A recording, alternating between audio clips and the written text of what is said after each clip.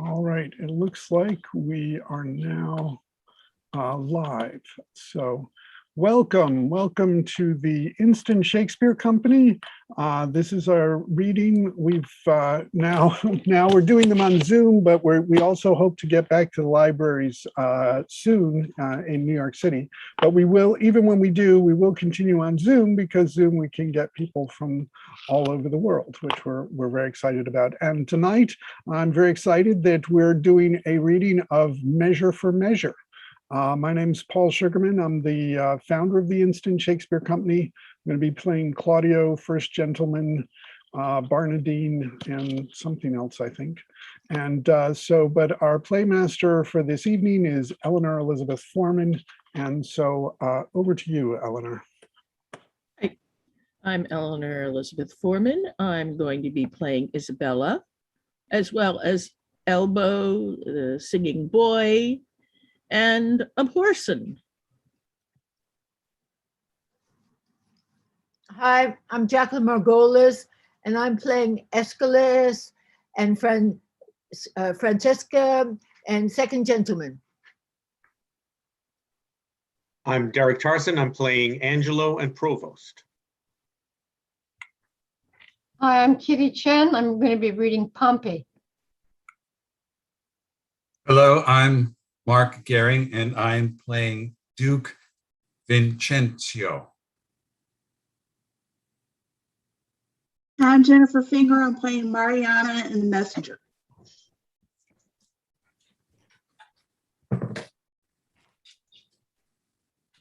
And Michael Gardner Lucio. Should I speak? Yes.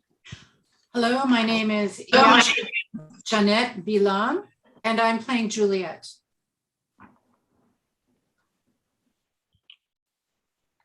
Trudy, have you? Hi, Trudy Bird. I'm playing Mistress Overdone, Friar Thomas, and later Friar Peter.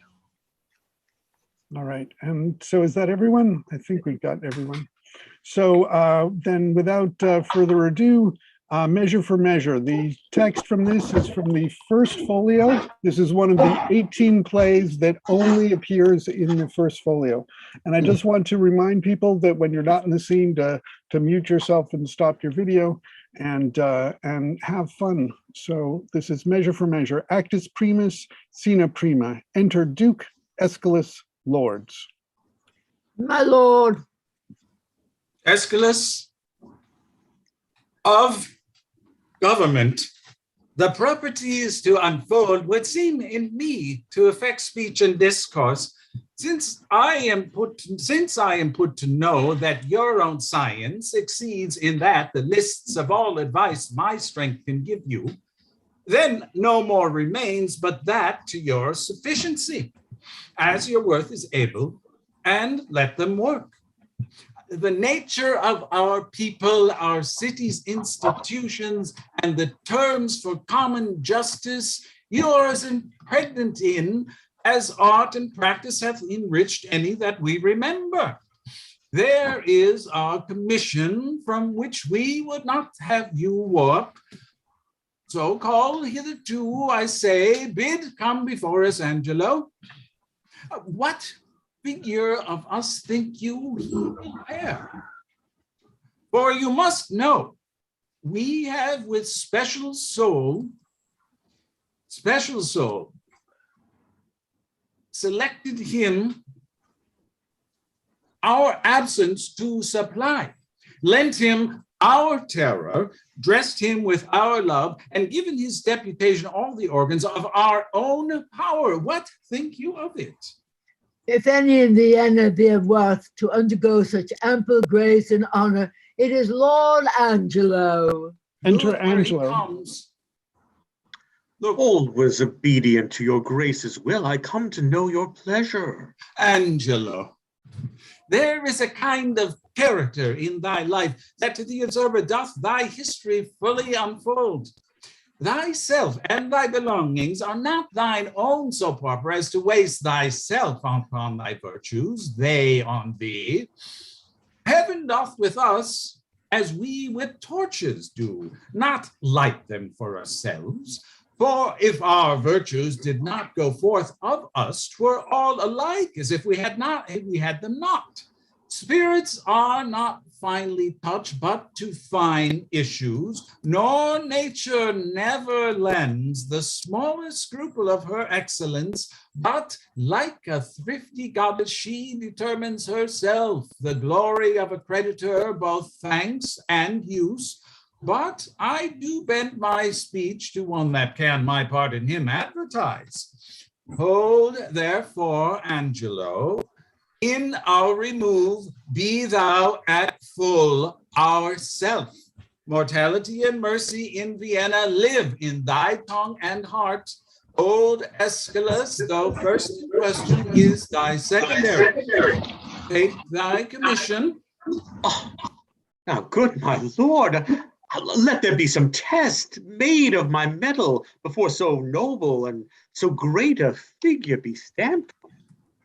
No more evasion, we have with 11 and prepared choice proceeded to you. Therefore take your honors. Our haste from hence is of so quick condition that it prefers itself and leaves unquestioned matters of needful value. We shall write to you as time and our concerning shall importune how it goes with us, and do look now to what doth befall you here.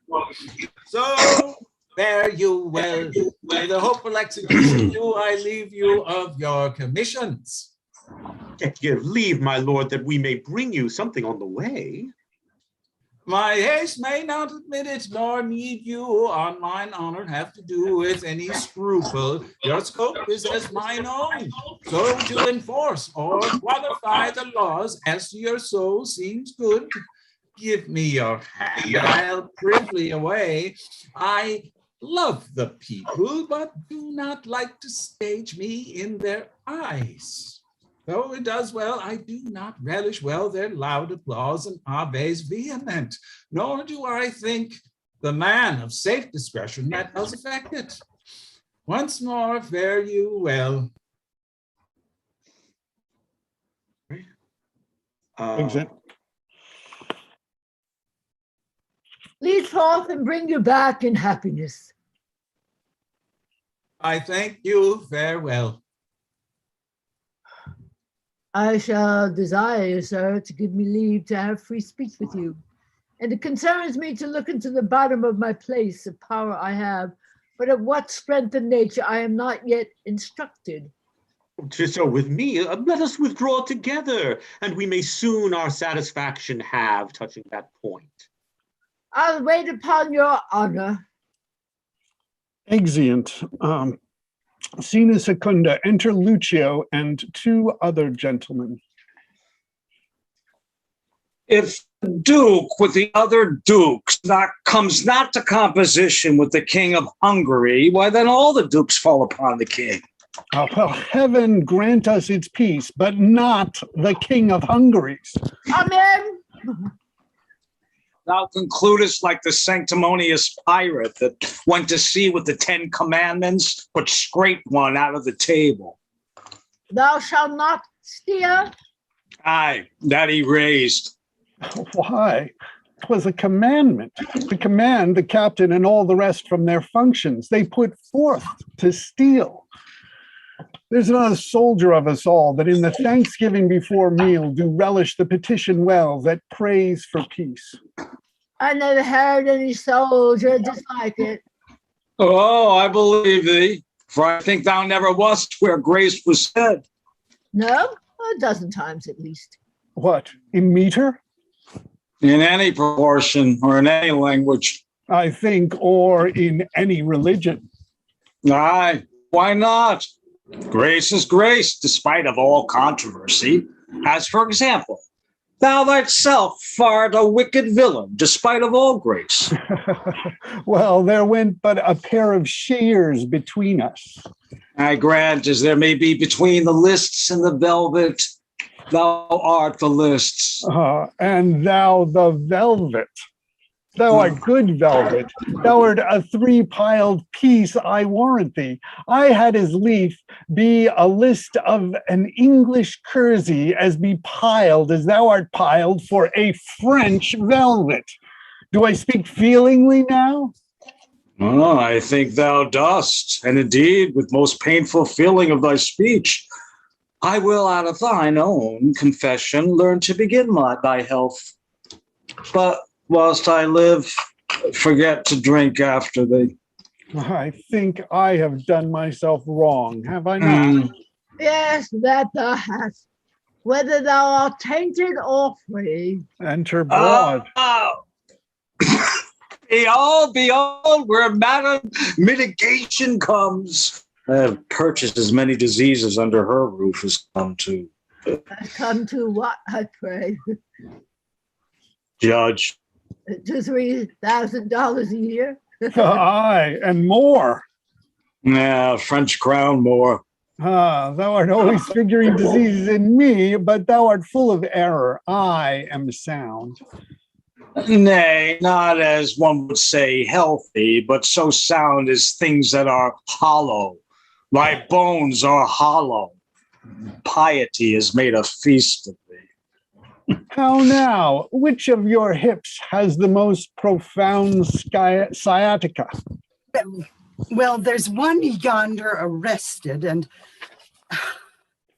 carried it to prison was worth 1,000 of all of you. Who's that, I prithee? Marry, sir, that's Claudio, Senor Claudio. Claudio to prison? 'Tis not so. But I know 'tis so. I saw him arrested. I saw him carried away. And which is more, within these 3 days, his head to be chopped off. After all this fooling, I would not have it so. Art thou sure of this? I am too sure of it. And it is for getting Madam Giulietta with child.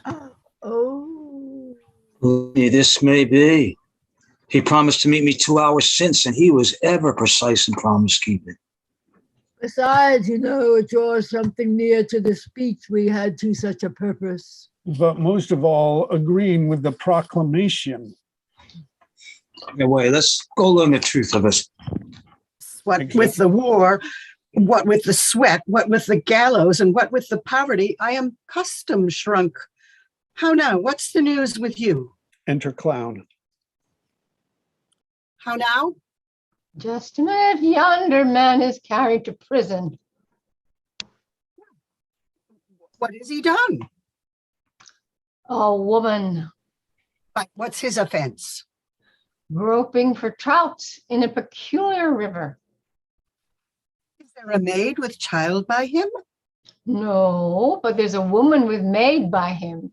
You have not heard of the proclamation, have you? Proclamation.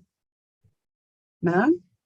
All houses in the suburbs of Vienna must be plucked down. What shall become of those in the city? They shall stand for seed. They had gone down to, but that a wise burgher put in for them. But shall all our houses of resort in the suburbs be pulled down? To the ground, mistress. Oh, why, here's a change indeed in the Commonwealth. What shall become of me? What? Come, fear not you. Good counselors lack no clients. Though you change your place, you need not change your trade. I'll be your tapster still. Courage. There will be pity taken on you. You that have worn your eyes almost out in the service, you will be considered. What's to do here, Thomas Tapster? Let's withdraw. Oh, here comes Signor Claudio, led by the provost to prison, and there's Madame Juliet. Tina Tertia. Enter Provost, Claudio, Juliet, officers Lucio, and 2 gentlemen. Fellow, why dost thou show me thus to the world? Bear me to prison where I am committed. I do it not in evil disposition, but from Lord Angelo by special charge. Thus can the demigod authority make us pay down for our offense by weight of the words of heaven. On whom it will, it will. On whom it will not, so yet still 'tis just. Why, how now, Claudio? Whence comes this restraint? From too much liberty, my Lucio. Liberty as surfeit is the father of much fast, so every scope by the moderate use turns to restraint. Our natures do pursue like rats that raven down their proper bane as thirsty evil. When we drink, we die. I could speak so wisely under an arrest, I would send for certain of my creditors. And yet, to say the truth, I had as lief have the foppery of freedom as the morality of imprisonment. What's thy offense, Claudio? What but to speak of would offend again? What? Is it murder? No. Lechery? I'll call it so. Away, sir, you must go. One word, good friend. Lucio, a word with you. 100 if they'll do you any good. Is lechery still looked after? Thus stands it with me. Upon a true contract, I got possession of Julieta's bed. You know the lady. She is fast my wife, save that we do the denunciation lack of outward order. This we came not to only for the propagation of a dowry, remaining in the coffer of her friends, from whom we thought it meet to hide our love till time had made them for us. But it chances the stealth of our most mutual entertainment with character too gross is writ on Juliet. With child, perhaps. Unhappily, even so. And the new deputy now for the Duke, whether it be the fault and glimpse of newness, or whether that the body public be a horse whereon the governor doth ride, who newly in the seat that it may know he can command, let it sit straight, feel the spur. Whether the tyranny be in his place or in his eminence that fills it up, I stagger in. But this new governor awaits me all the enrolled penalties, which have, like unscoured armor, hung by the walls so long that 19 zodiacs have gone round and none of them been worn. And for a name now puts the drowsy and neglected act freshly on me. 'Tis surely for a name. I warrant it is. And thy head stands so tickle on thy shoulders that a milkmaid, if she be in love, may sigh it off. Send after the Duke and appeal to him. I have done so, but he's not to be found. I prithee, Lucio, do me this kind service. This day my sister should the cloister enter, and there receive her approbation. Acquaint her with the danger of my state, implore her in my voice that she make friends to the strict deputy. Bid herself assay him. I have great hope in that. For in her youth there is a prone in speechless dialect such as move men. Besides, she hath prosperous art, and she will play with reason and discourse, and well she can persuade. I pray she will. As for the encouragement of the like, which else would stand under grievous imposition, as for the enjoying of thy life, who I would be sorry should be thus foolishly lost at a game of tic-tac. I'll to her. I thank you, good friend Lucio. Within 2 hours. Come, officer, away. Exeunt. Sine quarta, enter Duke and Friar Thomas. No, Holy Father, throw away that thought. Believe not that the dribbling dart of love can pierce a complete bosom. Why I desire thee to give me secret harbor hath a purpose more grave and wrinkled than the aims and ends of burning youth. May your grace speak of it? My holy sir, none better knows than you how I have ever loved the life removed and held in idle price to haunt assemblies where youth and cost and witless bravery keeps. I have delivered to Lord Angelo, a man of stricture and firm abstinence, my absolute power and place here in Vienna, and he supposes me traveled to Poland, for I have strewed it in the common ear, and so it is received. Now, pious sir, you will demand of me why I do this. Gladly, my lord. We have strict statutes and most biting laws, the needful bits and curbs to headstrong weeds, which for this 14 years we have let slip, even like an o'ergrown lion in a cave that goes out not to prey. Now, as fond fathers, having bound up the threatening twigs of birch, only to stick it in their children's sight, for terror not to use, in time the rod more mocked than feared. So our decrees, dead to infliction, to themselves are dead, and liberty plucks justice by the nose. The baby beats the nurse, and quite athwart goes all decorum. It rested in your grace to unloose this tide of justice when you pleased, and in it you more dreadful would have seemed than in Lord Angelo. I do fear, too dreadful. Since 'twas my fault to give the people scope, 'twould be my tyranny to strike and gall them for what I bid them do. For we bid this be done when evil decrees have their permissive pass and not the punishment. Therefore, indeed, my father, I have on Angelo imposed the office, who may in the ambush of my name strike home, and yet my nature never in the sight to do in slander, and to behold his sway I will, as 'twere a brother of your order. Visit both prince and people, therefore, I prithee supply me with the habit, and instruct me how I may formally in person bear like a true friar. More reasons for this action are at our more leisure shall I render you, only this one. Lord Angelo is precise, stands at a guard with envy, scarce confesses that his blood flows, or that his appetite is more to bread than stone. Hence shall we see if power change purpose, what our seemers be.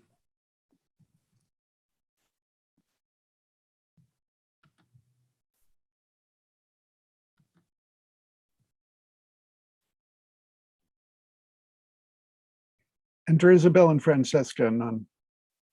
And have you nuns no farther privileges? Are not these large enough? Yes, truly.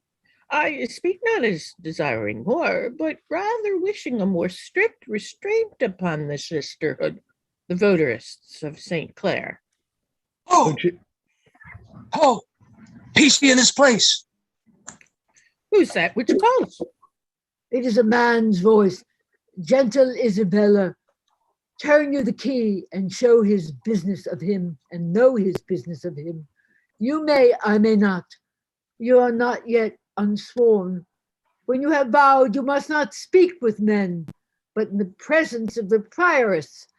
Then if you speak, you must not show your face. So if you show your face, you must not speak. He calls again.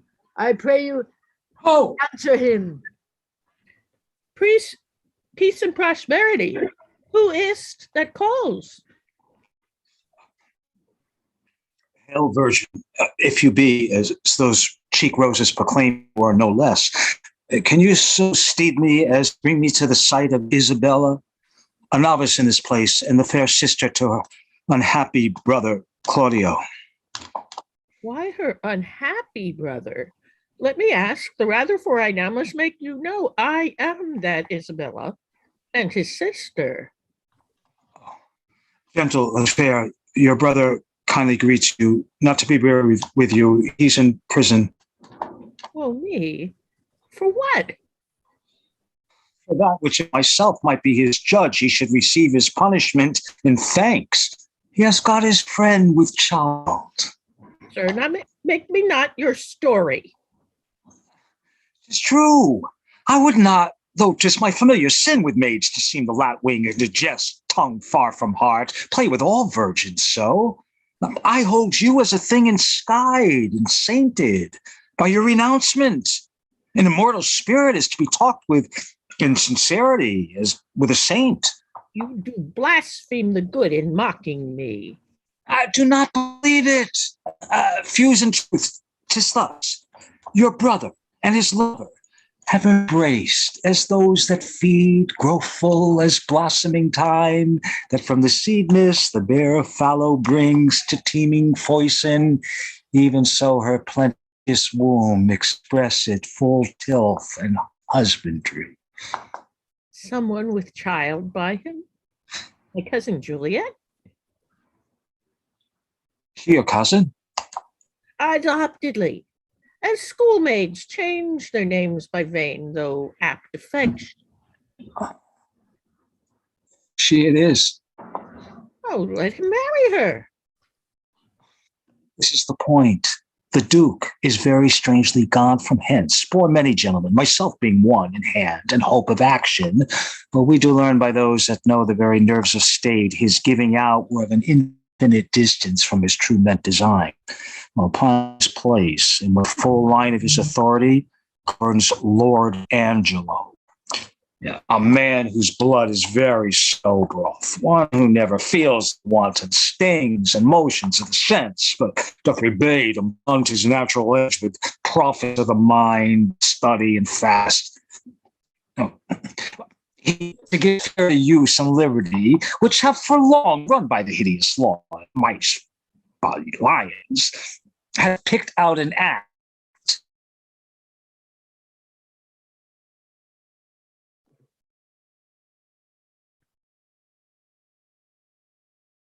Have picked out an act? I think he's frozen.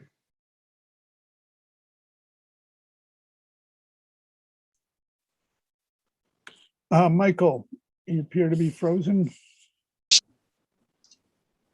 Oh, there you are. Michael, you're back. You were frozen. You've picked out an act, and then you froze on us. Oh, Jesus. Can I go back then? Yes, Yeah. go back to I us. was saying he picked out, as much as he has picked out an act whose under whose heavy sense your brother's life falls into forfeit. He arrests him on it and follows close the rigor of the statute to make him an example. All hope is gone unless you have the grace by your fair prayer to soften Angelo. And that's my pith of business twixt you and your poor brother. Doth he so seek his life? Has censored him already. And as I hear, the provost has a warrant for his execution. Alas, what poor abilities had made it do him good? Say the power you have. My power? Alas, I doubt. Our doubts are traitors and make us lose the good we oft might win by fearing to attempt. Go to Lord Angelo and let him learn to know when maidens sue, men give like gods. But when they weep and kneel, all their petitions are freely theirs. They themselves would owe them. I'll see what I can do. Oh, but speedily. I will about it state, no longer staying, but to give the mother notice of my affair. I humbly thank you. Commend me to my brother. Soon at night I'll send him certain word of my success. I take my leave of you. Good sir, adieu. Exeunt. Actus secundus, scena prima. Enter Angelo, Aeschylus, and servants justice. We must not make a scarecrow of the law, setting it up to fear the birds of prey, and let it keep one shape till custom make it their perch and not their terror. Aye, but yet let us be keen and rather cut a little than fall and bruise to death. Alas, the gentleman whom I would save had a most noble father. Let but your honor know, whom I believe to be most straight in virtue, that in the working of your own affections had time cohered with place or place with wishing, or that the resolute acting of our blood could have attained the effect of your own purpose, whether you had not some time in your life erred in this point, which now you censure him, and put the law upon you? Well, 'tis one thing to be tempted, Aeschylus, another thing to fall. I not deny the jury passing on the prisoner's life may in the sworn 12 have a thief or two, guiltier than him they try. What's open made to justice, that justice seizes. What knows the laws that thieves do pass on thieves? 'Tis very pregnant. The jewel that we find, we stoop and take it, because we see it. But what we do not see, we tread upon and never think of it. You may not so extenuate his offense, for I have had such faults, but rather tell me, when I that censure him do so offend, let mine own judgment pattern out my death, and nothing come impartial. Sir, he must die. Oh, be it as your wisdom will. Where's the provost? Here, if you like, your honor. See that Claudio be executed by 9 tomorrow morning. Bring him his confessor, and let him be prepared, for that's the utmost of his pilgrimage. Will heaven forgive him and forgive us all. Some rise by sin and some by virtue fall. Some run from breaks of ice and answer none, and some condemned for a fault alone. Enter elbow froth clown officers. Come, bring them away. If these be good people in a commonweal that do nothing but use their abuses in common houses, I know no law. Bring them away. How now, sir? What's your name, and what's the matter? If it please your honor, I am the poor Duke's constable, and my name is Elbow. I do lean upon justice, sir, and do bring in here before your good honor 2 notorious benefactors. Benefactors? Well, what benefactors are they? Are they not malefactors? If it please your honor, I know not well what they are, but precise villains they are, that I am sure of, and void of all profanation in the world that good Christians ought to have. This comes off well. Here's a wise officer. Go to. What quality are they of? Elbow is your name? Why dost thou not speak, Elbow? He cannot, sir. He's out at elbow.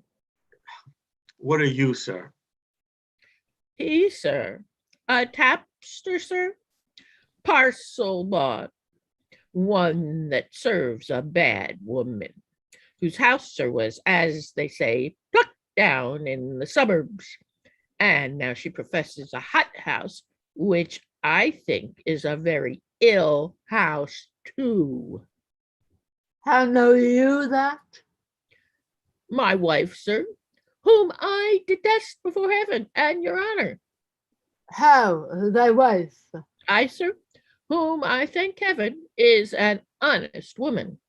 Dost thou detest her, therefore? I say, sir, I will detest myself also, as well as she, that this house, if it be not a bawd's house, it is pity of her life, for it is a naughty house. How dost thou know that, constable? Marry, sir, by my wife, who, if she had been a woman cardinally given, might have been accused in fornication, adultery, and all uncleanliness there. By the woman's means? Aye, sir, by Mistress Overdone's means. But as she spit in his face, so she defied him. Sir, if it please your honor, this is not so. Prove it before these varlets here, thou honorable man. Prove it. Do you hear how he misplaces? Sir, she came in great with child and longing, saving your honor's reverence, for stewed prunes. Sir, we had but 2 in the house, which at that very distant time stood, as it were, in a fruit dish, a dish of some 3 pence. Your honors have seen such dishes. They are not china dishes, but very good dishes. Oh, go to. No matter for the dish, sir. No, indeed, sir, not of a pin. You are therein in the right, but to the point. As I say, this Mistress Elbow, being, as I say, with child, and being great-bellied, and longing, as I said, for prunes, and having but 2 in the dish, as I said, Master Froth here, this very man, having eaten the rest, as I said, and, as I say, paying for them very honestly, for As you know, Master Froth, I could not give you 3 pence again. Master Froth, what do you have to say? No, indeed. Very well. You being then, if you be remembered, cracking the stones of the foresaid prunes. Michael, I think you're supposed to be Froth. Are you there or? Okay. So I did indeed. Why, very well. I telling you then, if you be remembered, that such a one and such a one were past cure of the thing you wot of, unless they kept very good diet, as I told you. All this is true. Why, very well then. Oh, come, you're a tedious fool. To the purpose. What was done to Elbow's wife that he has cause to complain of? Come, me to what was done to her. Sir, your honor cannot come to that yet. Oh, no, sir. No, I mean it not. Sir, but you shall come to it by your honor's leave. And I beseech you, look into Master Froth here, sir, a man of 80 pounds a year, whose father died at Hallowmass. Was it not at Hallowmass, Master Froth? All Hallow and Eve. Why, very well. I hope there here be truths. He, sir, sitting, as I say, in the lower chair, sir, 'twas in a bunch of grapes, where indeed you have delight to sit. Have you not? I have so, because it is an open room and good for winter. Why, very well then. I hope here be truths. This will last out a night in Russia, when nights are longest there. I'll take my leave and leave you to the hearing of the cause, hoping you'll find good cause to whip them all. I think no less. Good morrow to your lordship. Now, sir, come on. What was done to Elbow's wife? Once more. Once, sir. There was nothing done to her once. I beseech you, sir. Ask him what this man did to my wife. I beseech your honor, ask me. Well, so what did this gentleman to her? I beseech you, sir, look in this gentleman's face. Good Master Froth, look upon his honor. 'Tis for a good purpose. Doth your honor mark his face? I said very well. Nay, I beseech you, mark it well. Well, I do so. Doth your honor see any harm in his face? Why, no. Well, I'll be supposed upon a book, his face is the worst thing about him. Good then, if his face be the worst thing about him, how could Master Froth do the constable's wife any harm? I would know that of your honor. Oh, he's in the right. Constable, what say you to it? First, and it like you, the house is a respected house. Next, this is a respected fellow, and his mistress is a respected woman. By his hand, this hand, sir, his wife is a more respected person than any of us all. Varlet! Thou liest, wicked varlet. The time is yet to come that she was ever respected with man, woman, or child. Sir, she was respected with him before he married with her. Oh, which is the wiser here, justice or iniquity? Is this true? Oh, thou caitiff! Oh, thou varlet! Oh, thou wicked Hannibal!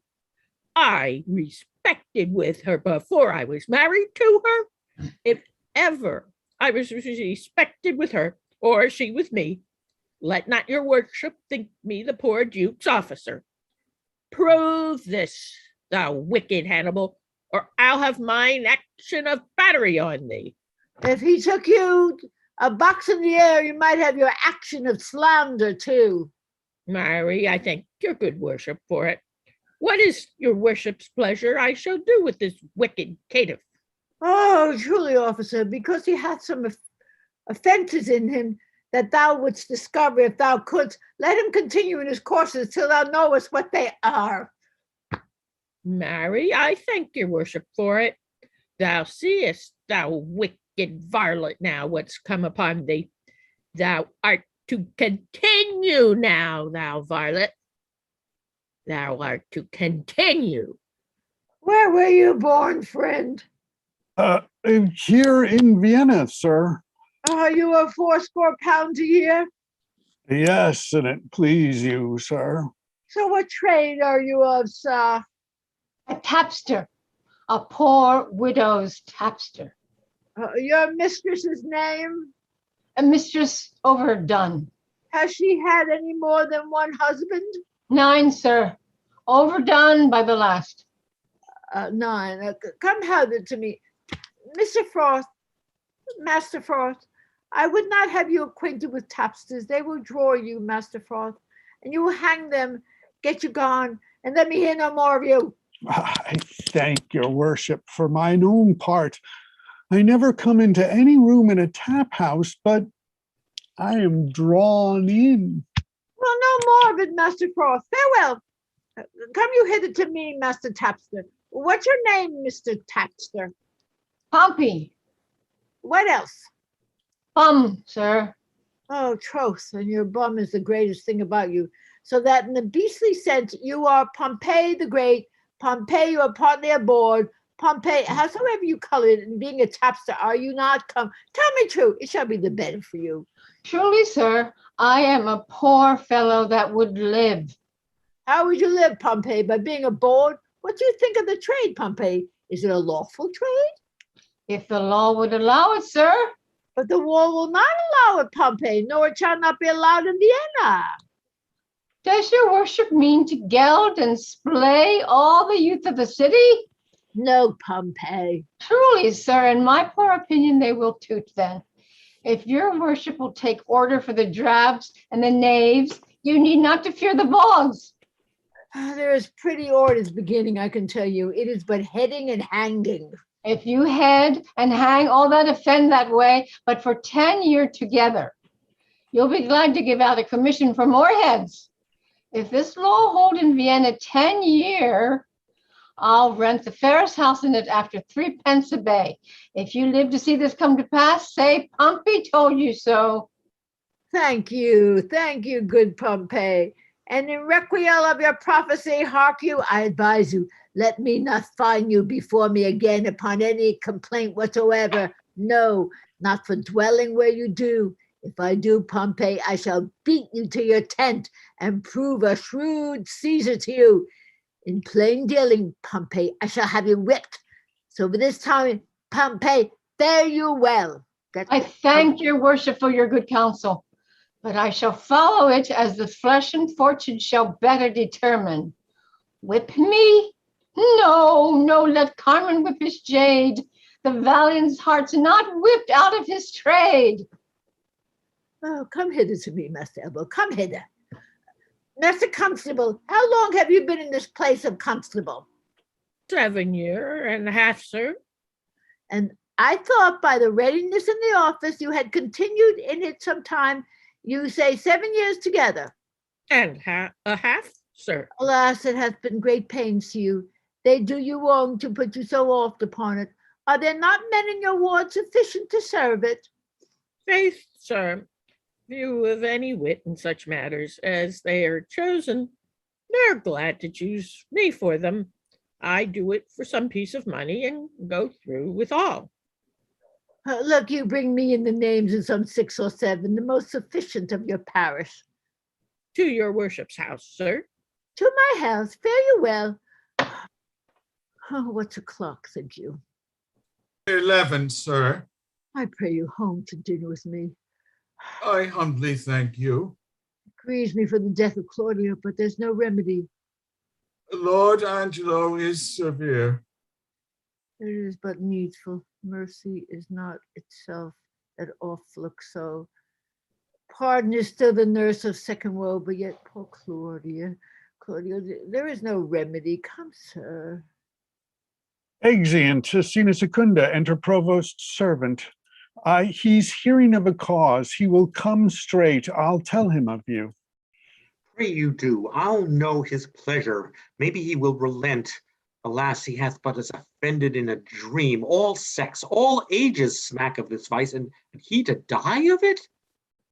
Now, what's the matter, Provost? Is it your will Claudio shall die tomorrow? Did I not tell thee yea? Hadst thou not order? Why dost thou ask again? Lest I might be too rash. Under your good correction, I have seen when after execution, judgment hath repented over his doom. Go to, let that be mine. Do you your office, or give up your place, and you shall well be spared. I crave your honor's pardon. What shall be done, sir, with the groaning Juliet? She's very near her hour. Dispose of her, some more fitter place, and that with speed. Here is the sister of the man condemned, desires access to you. Hath he a sister? I, my good lord, a very virtuous maid, and to be shortly of a sisterhood, if not already. Well, let her be admitted. See you the fornicatress be removed. Let her have needful, but not lavish means. There shall be an order for it. Enter Lucio and Isabella. Save your honor. Stay a little while. You're welcome. What you will. I am a woeful suitor to your honor. Please but your honor hear me. Well, what's your suit? There is a vice that most I do abhor, and most desire should meet the blow of justice, for which I would not plead, but that I must, for which I must not plead, but that I am at war twixt will and will not. Well, the matter? I have a brother is condemned to die. I do beseech you, let it be his fault and not my brother. Heaven give thee moving graces. Condemn the fault and not the actor of it? Why, every fault's condemned ere it be done. Mine were the very cipher of a function to find their faults, whose fine stands in record, and let go by the act. Oh, just but severe law. I had a brother then. Heaven keep your honor. You're muted, Michael.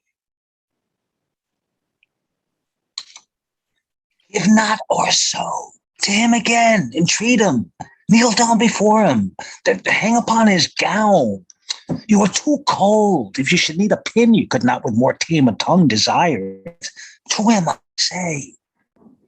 Must he needs die? Maiden, no remedy. Yes, I do think that you might pardon him, and neither heaven nor man grieve at the mercy. I will not do it. But can you, if you would? Look what I will not, that I cannot do. But might you do it, and do the world no wrong, if so your heart were touched with that remorse as mine is to him? He's sentenced. 'Tis too late. You are too cold. Too late. Why no? I that do speak a word may call it again.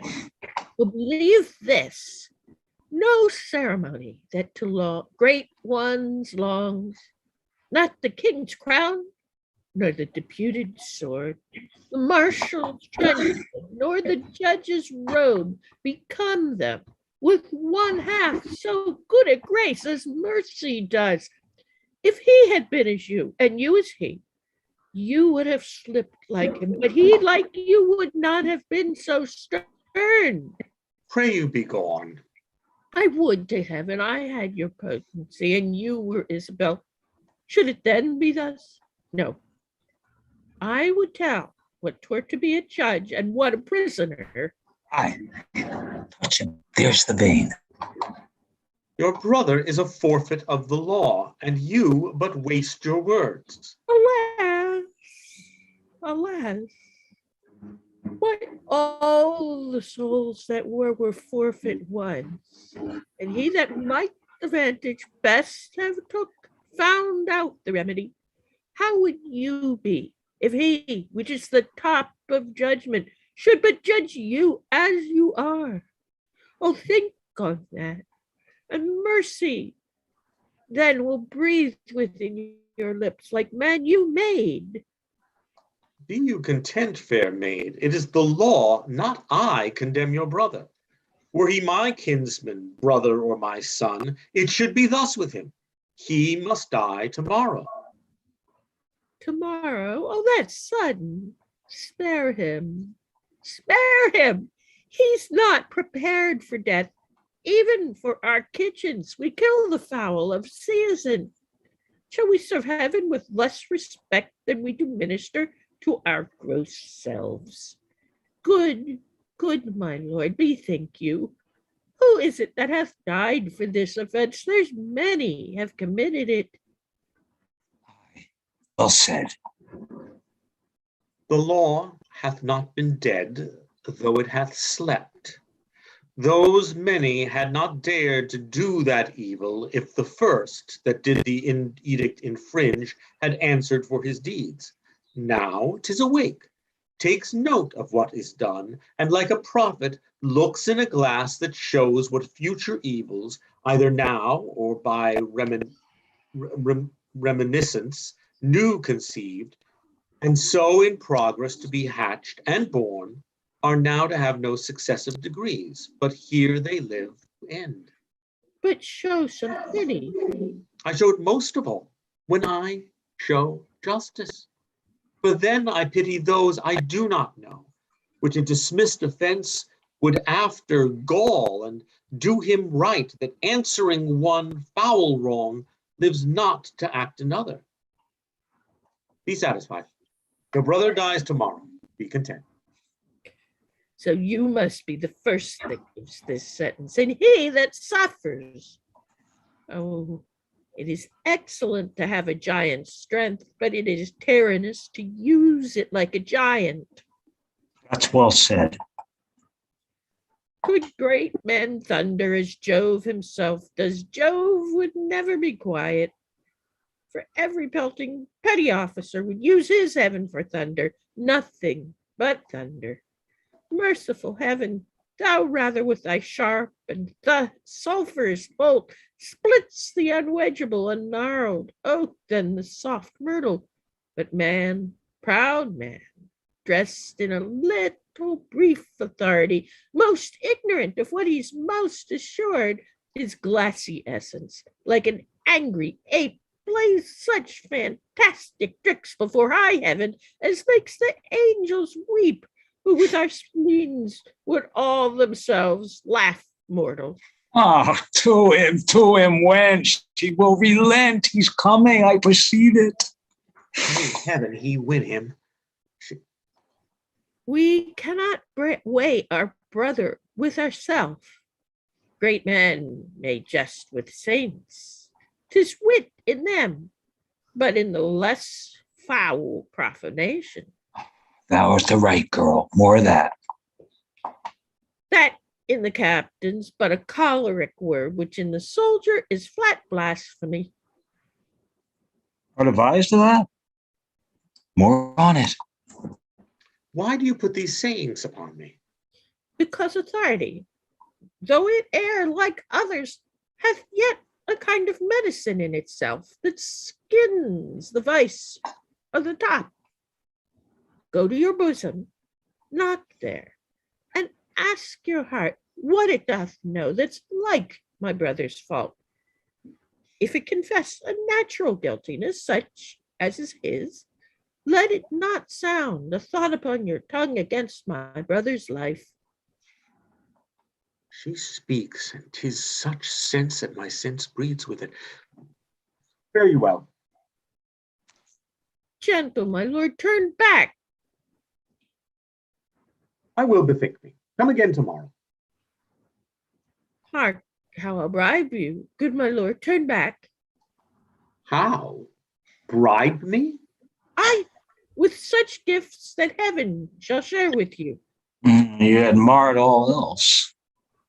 Not with fond sickles of the tested gold, or stones whose rate are either rich or poor as fancy values them, but with true prayers that shall be up at heaven and enter there ere sunrise, prayers from preserved souls, from fasting maids whose minds are dedicated to nothing temporal. Well, come to me tomorrow.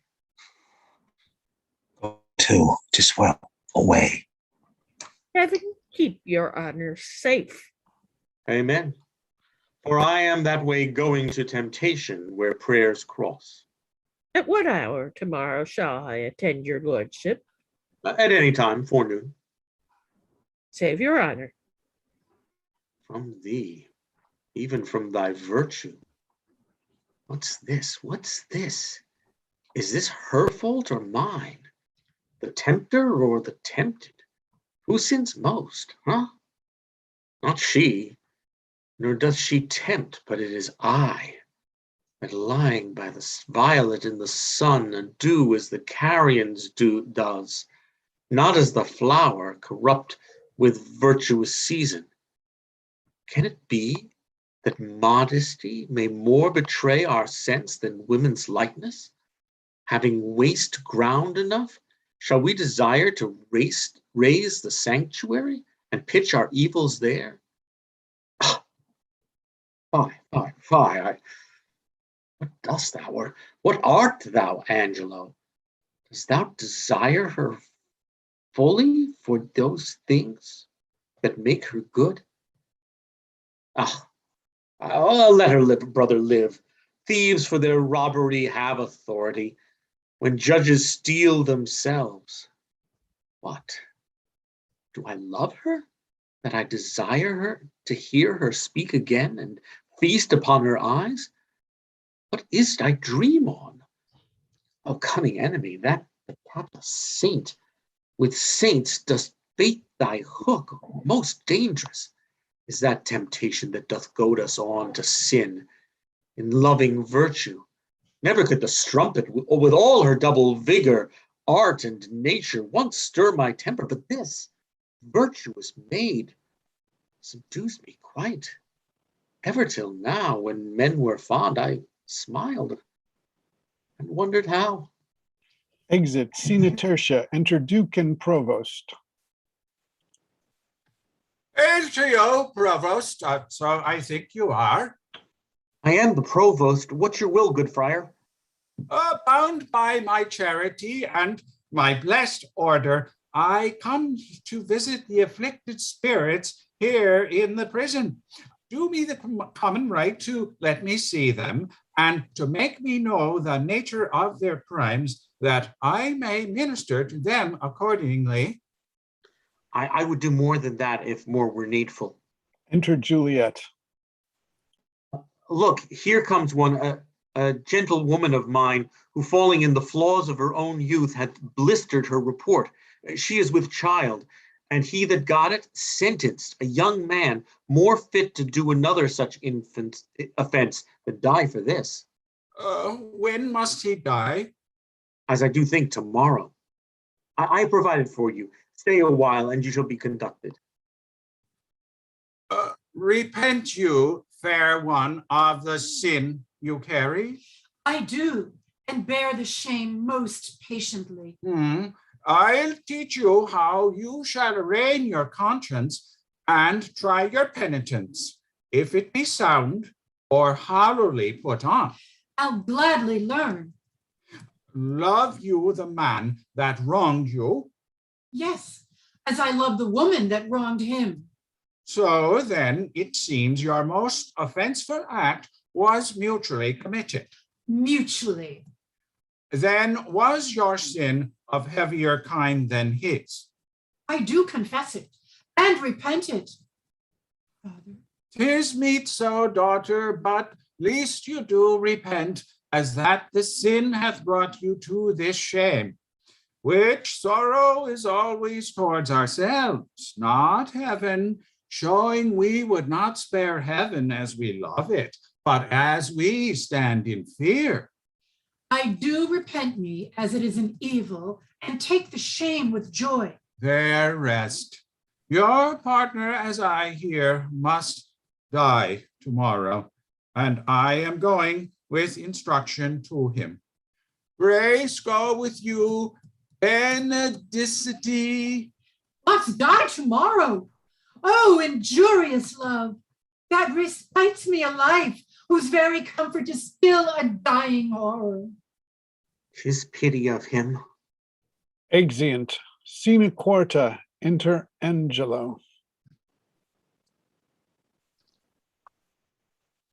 When I would pray and think, I think and pray to several subjects.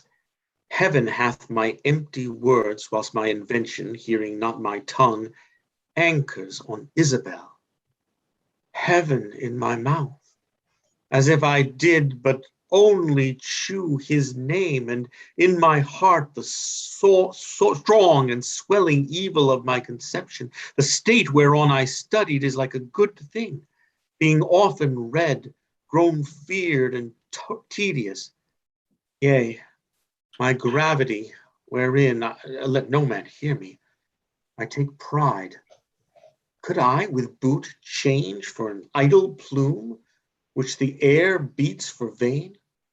O place, O form, how often dost thou with thy case, thy habit, wrench awe from fools, and tie the wiser souls to thy false seeming?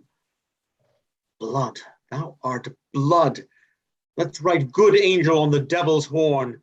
'Tis not the devil's crest. Oh no, who's there? Enter servant. One Isabel, a sister, desires access to you. Teacher of the way.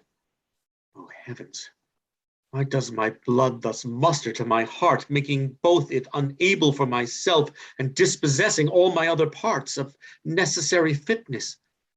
So play the foolish throngs with one that swoons.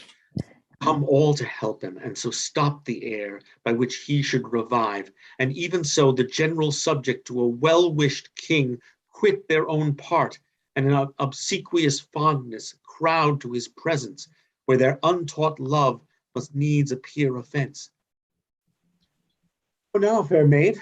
Enter Isabella.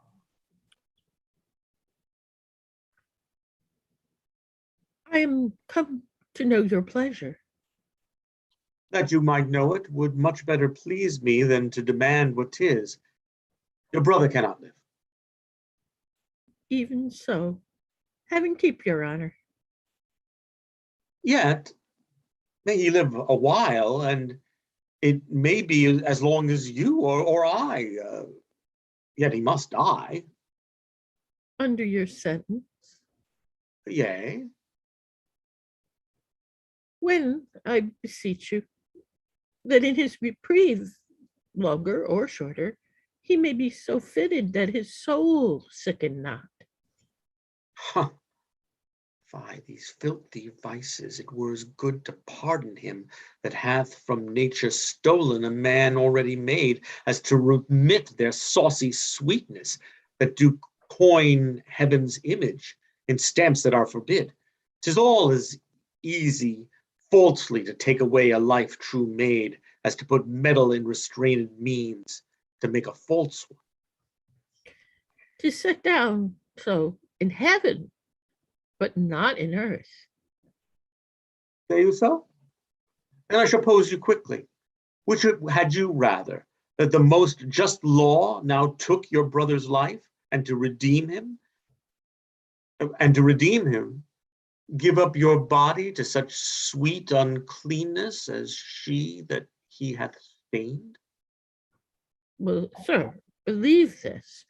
I had rather give my body than my soul. Oh, I talk not of your soul. Our compelled sins stand more for number than for account. How say you?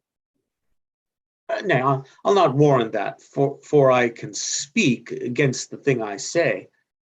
Answer to this. I, now the voice of recorded law, pronounce a sentence on your brother's life.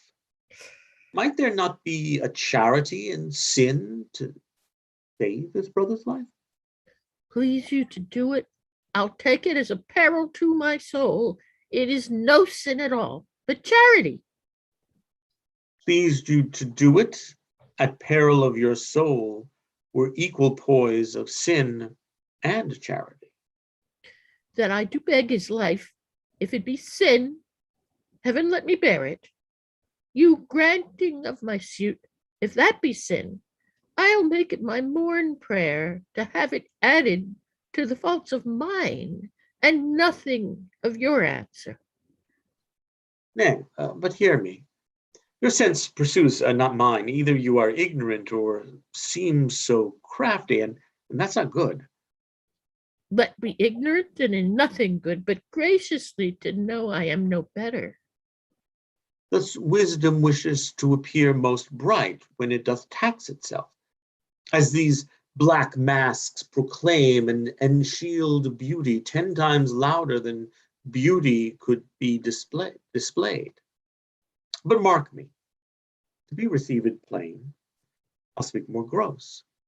Your brother is to die, So, and his offense is so, as it appears, accountant to the law upon that pain. true. Admit no other way to save his life, as I subscribe not that nor any other, but in the loss of question, that you, his sister, finding yourself desired of such a person whose credit with the judge or own great place could fetch your brother from the manacles of the old building law, and that there were no earthly mean to save them, but that either you must lay down the treasures of your body to this suppose, or else let him suffer. What would you do? As much for my poor brother as myself, that is. Were I under the terms of death, the impression of keen whips I would wear as rubies, and strip myself to death, as to a bed that longing have been sick for, ere I'll yield my body up to shame. And must your brother die? And 'twere the cheaper way. Better it were a brother died at once, than that a sister, by redeeming him, should die forever. Were not you then as cruel as the sentence that you have slandered so? Ignominy and ransom and free pardon are of 2 houses. Lawful mercy is nothing kin to foul redemption. You seemed of late to make the law a tyrant, and rather proved the sliding of your brother a merriment than a vice. Oh, pardon me, my lord, it oft falls out to have what we would have, we speak not what we mean. I something do excuse the thing I hate for his advantage that I dearly love. We are all frail. Else let my brother die, if not of fettery, but only he and succeed your weakness. Nay, women are frail too. Aye, as the glasses where they view themselves, which are as easy broke as they make forms.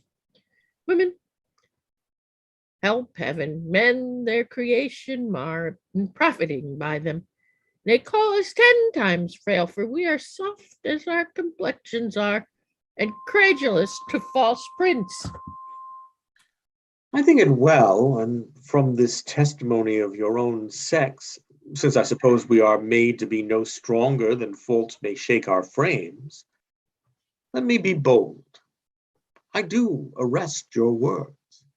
Be that you are, that is a woman. If you be more, you're none. If you be one, as you are well expressed by all external warrants, show it now by putting on the destined livery.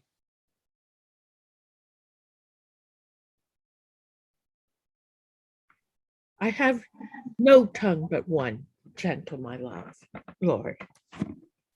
Let me entreat you speak the former language. Plainly, conceive I love you. My brother did love Juliet, and you tell me that he shall die for it. He shall not, Isabel, if you give me love.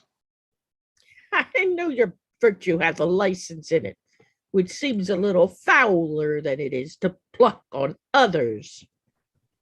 Believe me on mine honor, my words express my purpose. Ha! Little honor to be much believed, and most pernicious purpose, seeming See me. I will proclaim thee, Angelo. Look for it. Sign me a present pardon for my brother, or with an outstretched throat I'll tell the world aloud what man thou art. Who will believe thee, Isabel? My unsoiled name, the austereness of my life, my vouch against you and my place in the state will so your accusation overweigh that you shall stifle in your own report and smell of calumny. I have begun, and now I give my sensual race the rein. Fit thy consent to my sharp appetite, lay by all nicety and prolixious blushes that banish what they sue for. Redeem thy brother by yielding up thy body to my will, or else he must not only die the death, but thy unkindness shall his death draw out to lingering sufferance. Answer me tomorrow, or by the affection that now guides me most, I'll prove a tyrant to him. As for you, say what you can. My faults o'erweighs your truth.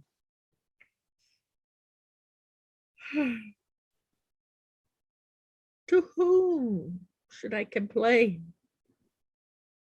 Did I tell this, who would believe me? Oh, perilous mouths that bear in them one and the self-same tongue, either of condemnation or of proof, bidding the law make curtsy to their will, hooking both right and wrong to the appetite to follow as it draws. Now to my brother, though he hath fallen by prompture of the blood, yet hath he in him such a mind of honor, that had he 20 heads to tender down on 20 bloody blocks, he'll yield them up before his sister, should her body stoop to such a horrid pollution. Then Isabel, if chaste, and brother die, more than our brother is our chastity. I'll tell him yet of Angela's request, and fit his mind to death for his soul's rest. Exit. Actus tertius scena prima. Enter Duke, Claudio, and Provost. Duke, your lips seem to be moving, but I'm not hearing anything. Oh, so it is. So then you hope of pardon from Lord Angelo? The miserable have no other medicine but only hope. I have hope to live, and am prepared to die. Be absolute for death.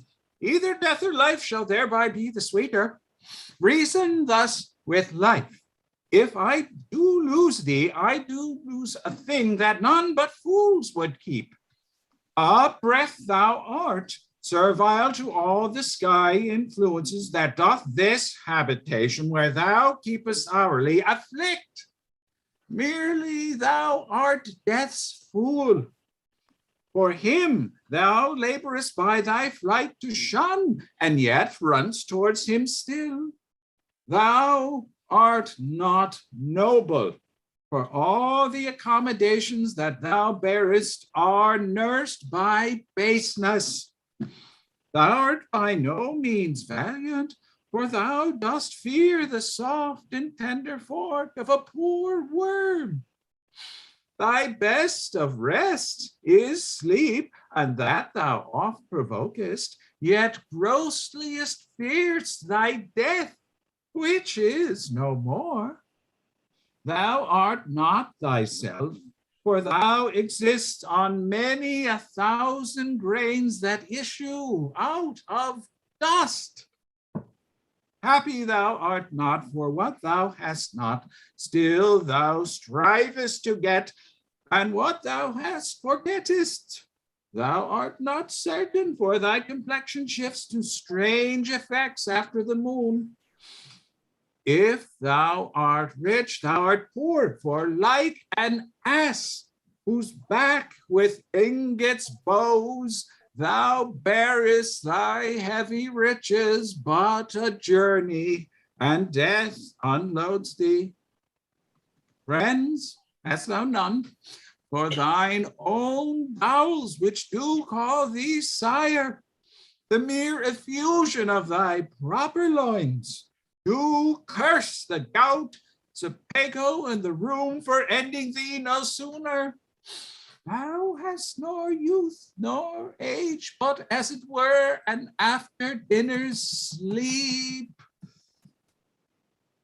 dreaming on both. For all thy blessed youth becomes as aged, and doth beg the alms of palsied eld.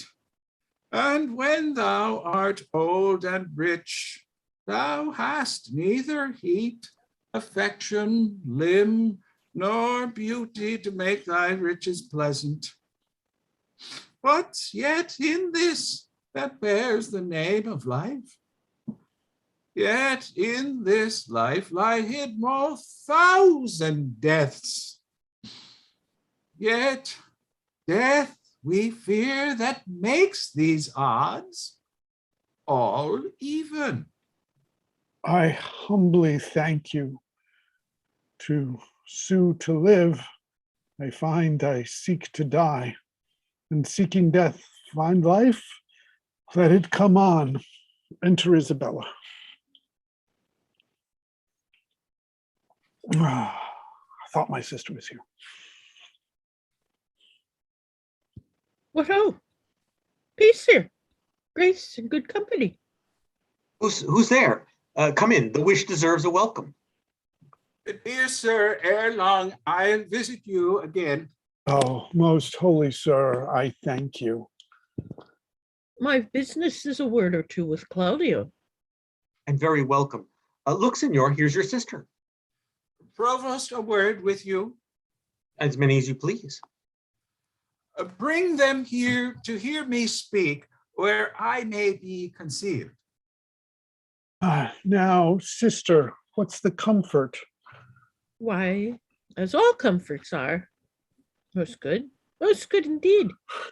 Lord Angelo, having affairs to heaven, intends you for his swift ambassador, where you shall be an everlasting lodger. Therefore, your best appointment make with speed. Tomorrow you set on. Is there no remedy? None but such remedy as to save a head to cleave a heart in twain. But is there any? Yes, brother, you may live.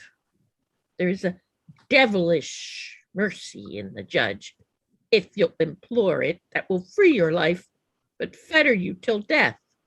Perpetual durance? I just. Perpetual durance, a restraint through all the world's festivity you into a determined scope. But in what nature? In such a one as you, consenting to it, would bark your honor from that trunk you bear and leave you naked. Let me know the point. Oh, I do fear thee, Claudio, and I quake lest thou a feverish life should entertain, and 6 or 7 winters more respect than a perpetual honor. Darest thou die? The sentence of death is most in apprehension, and the poor beetle that we tread upon in corporal sufferance finds a pang as great as when a giant dies. Why give you me this shame? Think you I can a resolution fetch from flowery tenderness? If I must die, I will encounter darkness as a bride and hug it in mine arms. There spake my brother. There my father's grave did utter forth a voice. Yes, thou must die. Thou art too noble to conserve a life in base appliances. The outward sainted deputy, whose settled visage and deliberate word nips youth in the head, and follies doth the mew as falcon doth the fowl, is yet a devil. His filth within being cast, he would appear upon as deep as hell. The frenzy Angelo?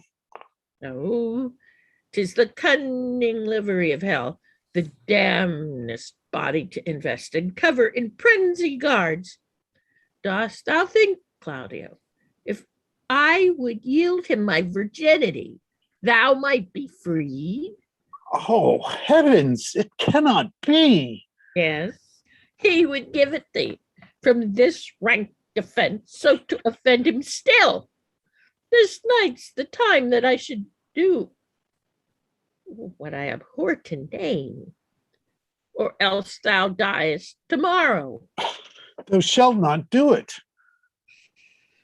Oh, were it but my life, I'd throw it down for your deliverance as frankly as a pin.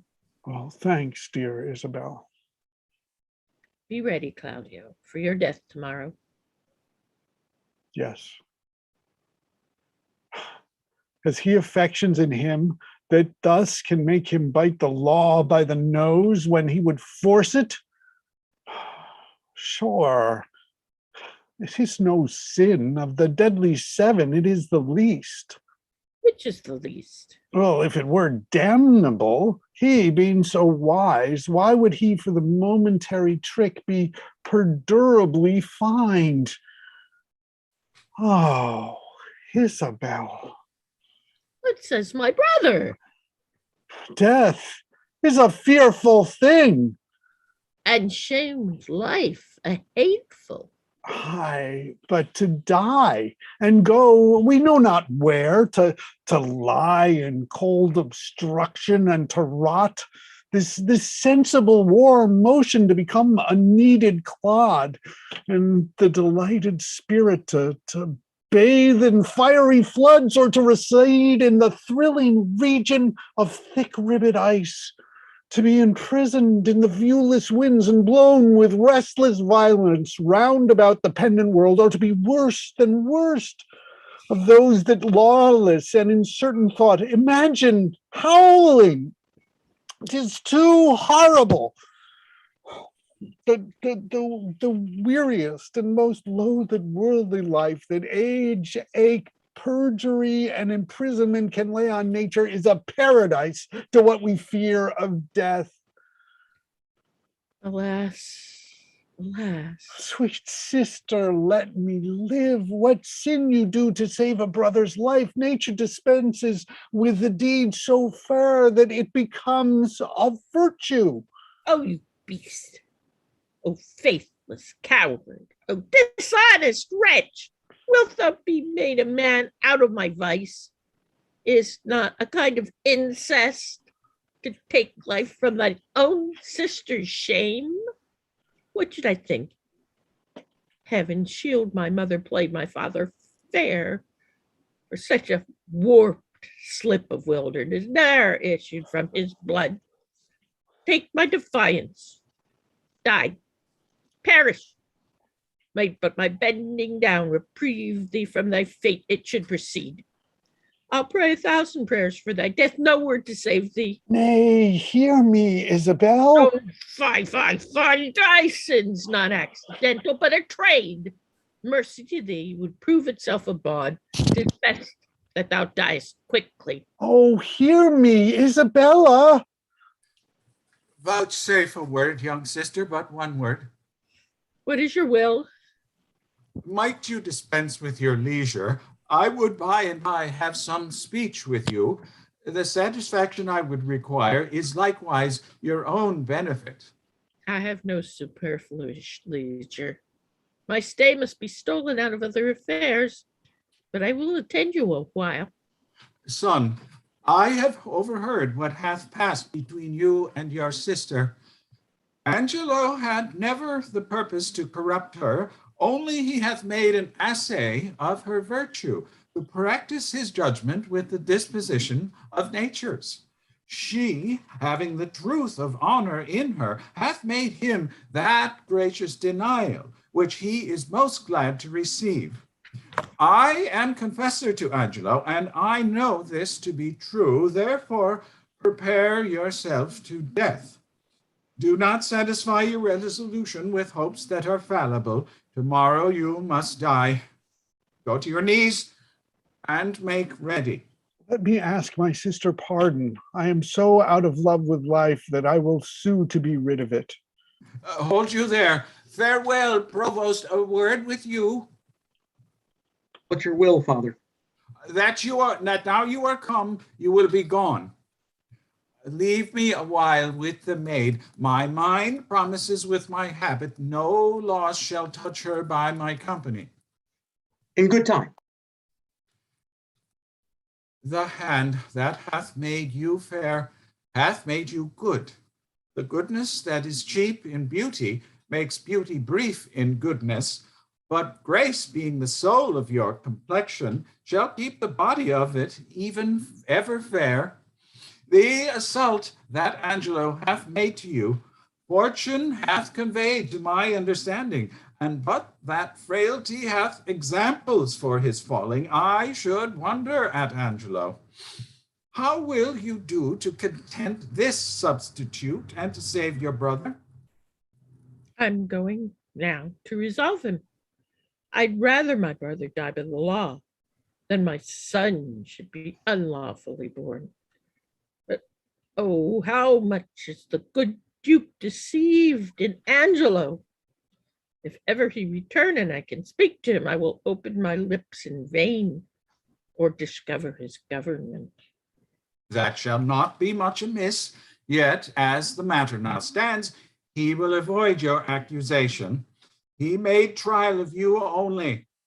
Therefore, fasten your ear on my advisings, to the love I have in doing good. A remedy presents itself. I do make myself believe that you may most uprighteously do a poor wronged lady a merited benefit. Redeem your brother from the angry law. Do no stain to your own gracious person, and much please the absent Duke, if peradventure he shall ever return to have hearing of this business.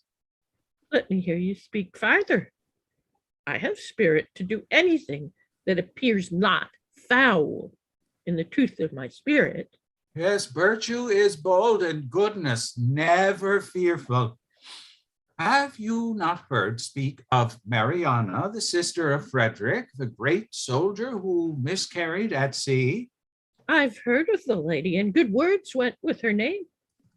She should this Angelo have married, was affianced to her oath and the nuptial appointed, between which time of the contract and limit of the solemnity, her brother Frederick was wracked at sea, having in that perished vessel the dowry of his sister. Oh, but mark how heavily this befell to the poor gentlewoman. There she lost a noble and renowned brother in his love toward her, ever most kind and natural, with him the portion and sinew of her fortune, her marriage dowry.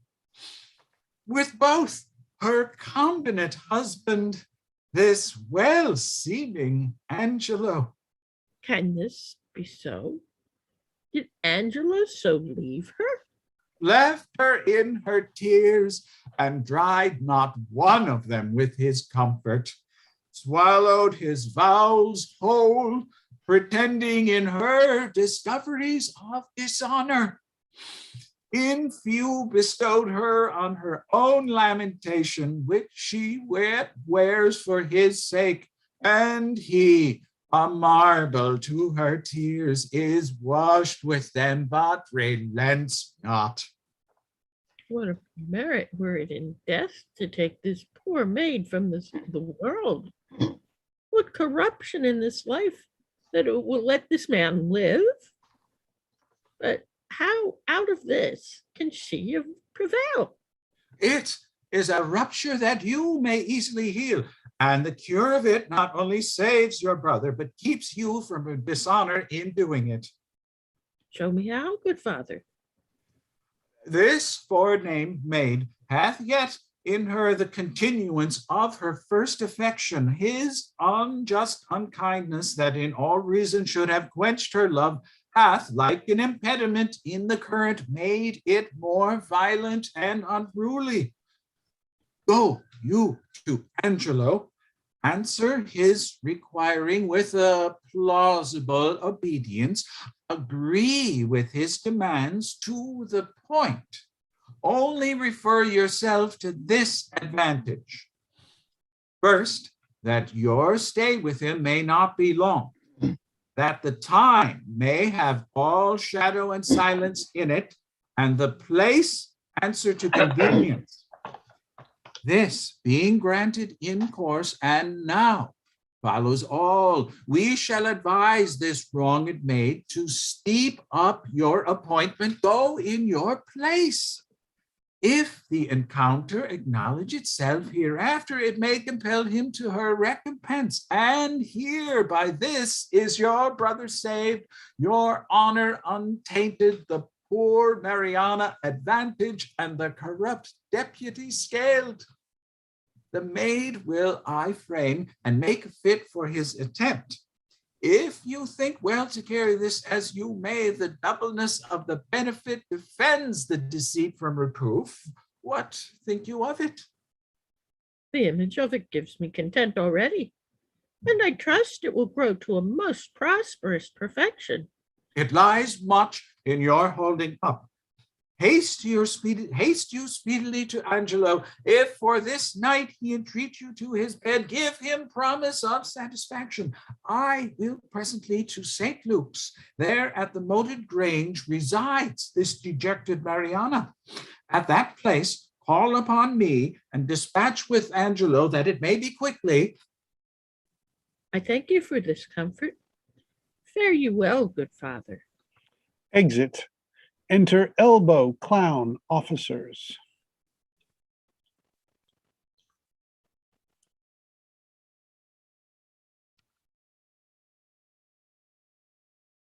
I had a request for an intermission.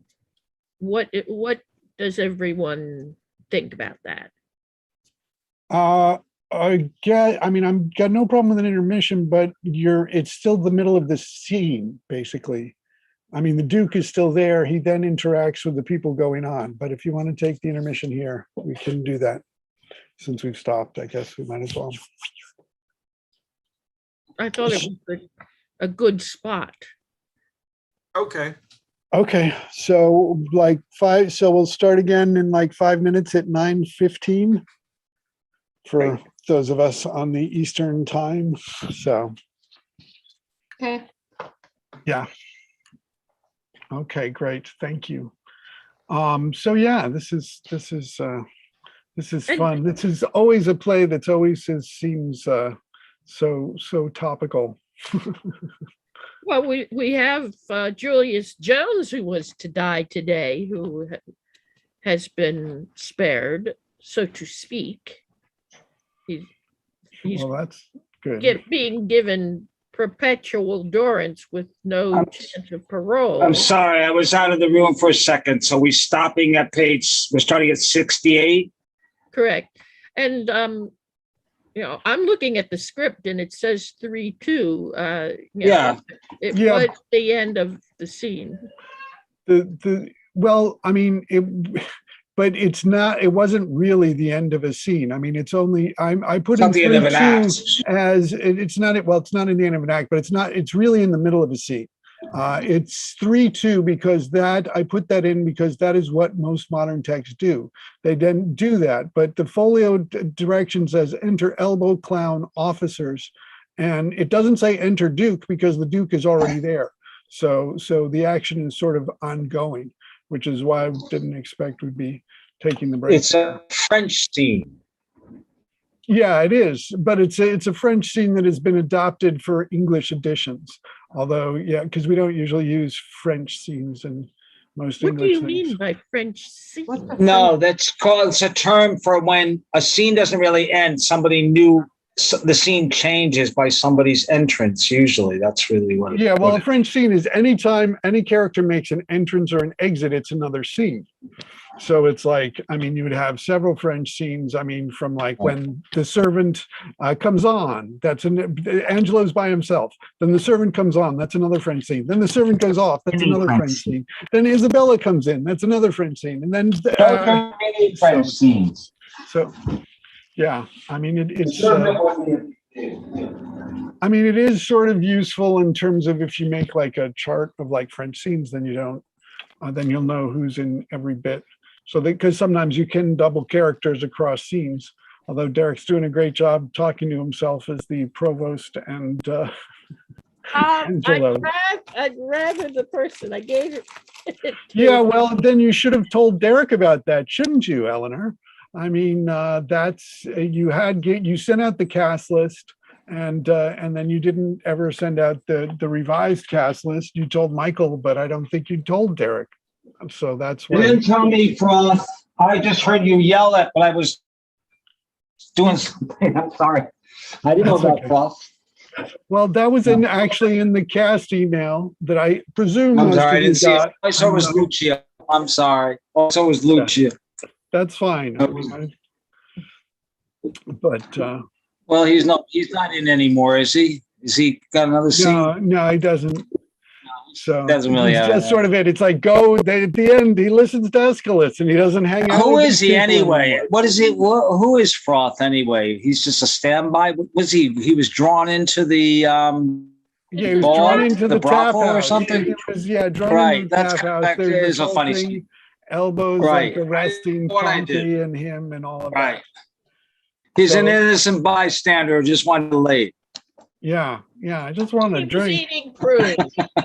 Stewed prunes. No, that was Elbow's wife who was eating the stewed prunes. Oh, I thought you're saying I can't give you the money back for the prunes that you were eating now, could I? And Froth says agrees with that.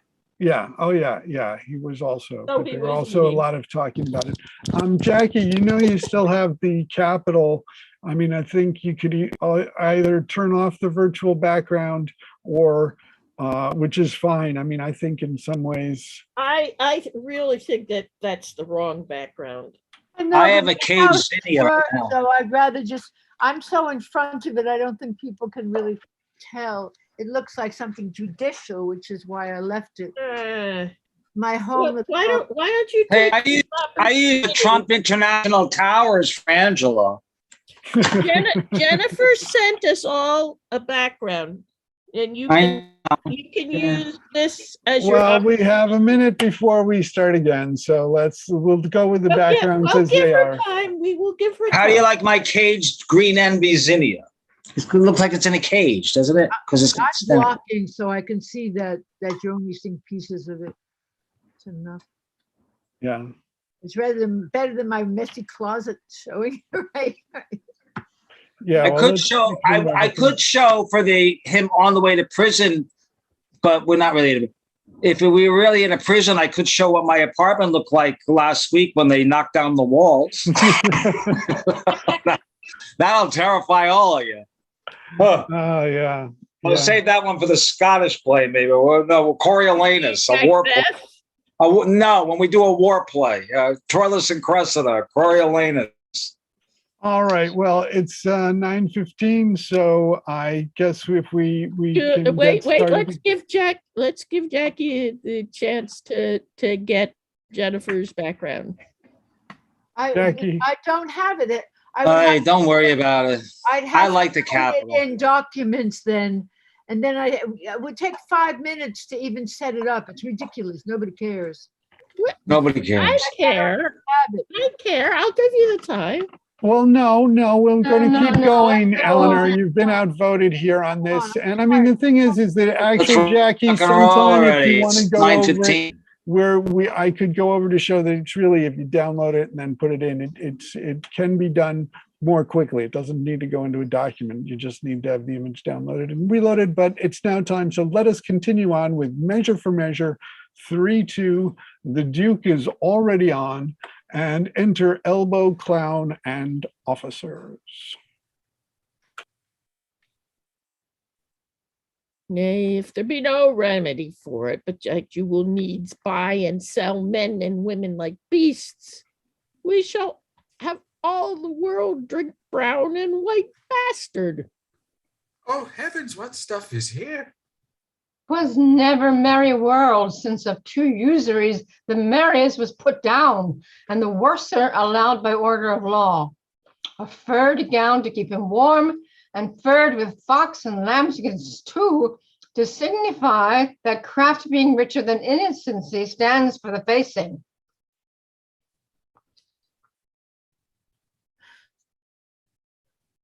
Oh, I've lost my place. The page has disappeared. What So page? page 68, come your way, sir, midway down. Come your way, sir. Bless you, good Father Friar. And you, good brother father, what offense hath this man made you, sir? Marry, sir, he hath offended the law. And, sir, we take him to be a thief, too, sir.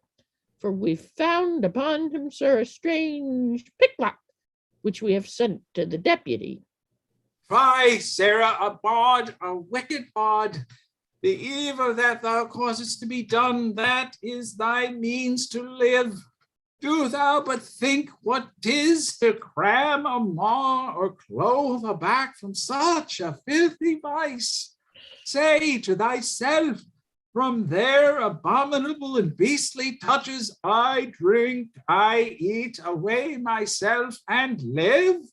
Canst thou believe thy living is a life so stinkingly depending? Go mend, go mend. Indeed, it does stink in some sort, sir. But yet, sir, I would prove. Nay, if the devil had given thee proofs for sin, thou wilt prove his. Take him to prison, officer. Correction and instruction must both work ere this rude beast will profit. He must before the deputy, sir. He has given him warning. The deputy cannot abide a whoremaster. If he be a whoremonger and comes before him, he were as good go a mile on his errand. That we were all, as some would seem to be from our faults, as faults from seeming free. Enter Lucio. His neck will come to your waist, accord, sir. I spy comfort. I cry bail. Here's a gentleman and a friend of mine. I just lost my place and I'm coming in right now. How now, noble Pompey? What, at the wheels of Caesar? But thou led in triumph? What? Is there none of Pygmalion's images, newly made women to be had now for putting their hand in the pocket and extracting clutched? What reply? Huh? What sayest thou to this tune, matter, and method? Is it not drowned in the last rain? Huh? What does this sayest thou, trot? Is the world as it was, man? Which is the way? Is it sad in few words, or how? The trick of it? Thus and thus still worse. Oh, how does my dear morsel, thy mistress, procures she still, huh? Troth, sir, she hath eaten up all her beef, and she is herself in the tub. Oh, why, 'tis good. It is the right of it. It must be so. Ever your fresh whore and your powdered bawd, an unshunned consequence must be so. Are going to prison, Pompey? Yes, faith, sir. Just not amiss, Pompey. Farewell. Go. Say I sent thee thither. For debt, Pompey, or how? For being a bawd. For being a bawd. Well, then, imprison him. If imprisonment be the due of a bawd, why, 'tis his right. Bawdy is doubtless, and of antiquity too, bawd born. Farewell, good Pompey. Commend me to the prison, Pompey. You will turn good husband now, Pompey. You will keep the house. I hope, sir, your good worship will be my bail. Hmm? No, no, indeed will I not, Pompey. It is not the wear. I will pray, Pompey, to increase your bondage if you take it not patiently. Why, your mettle is the more. Adieu, trusty Pompey. Adieu, trusty Pompey. Bless you, Father. And you? Does Bridget paint still, Pompey? Huh? Come your ways, sir. Come. You will not bail me then, sir? Then, Pompey, nor now. What news abroad, Friar? What news? Come your ways, sir. Come. Go to kennel, Pompey, go! What news, Friar, of the Duke? I know none. Can you tell me of any? Well, some say he is with the Emperor of Russia. Others, some he is in Rome. But where is he, thinks you?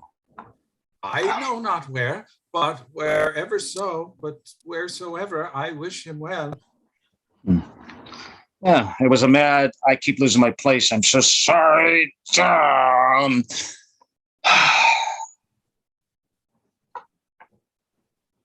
It was a mad, fantastical trick of him to steal from the state and usurp the beggary he was never born to.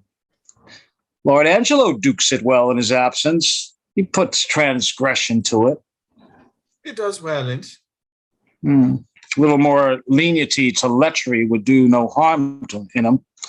Something too crabbed that way, Friar. It is too general a vice, and severity must cure it. Yes, in good sooth, the vice is of a great kindred.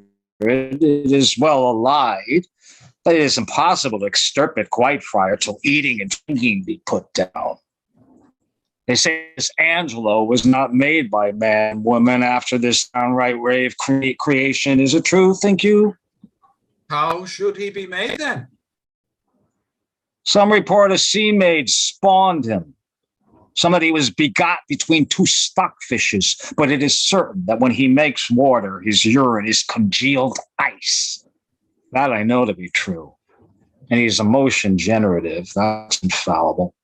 You are pleasant, sir, and speak apace. Why, what ruthless thing is this in him for the rebellion of a codpiece, to take away the life of a man?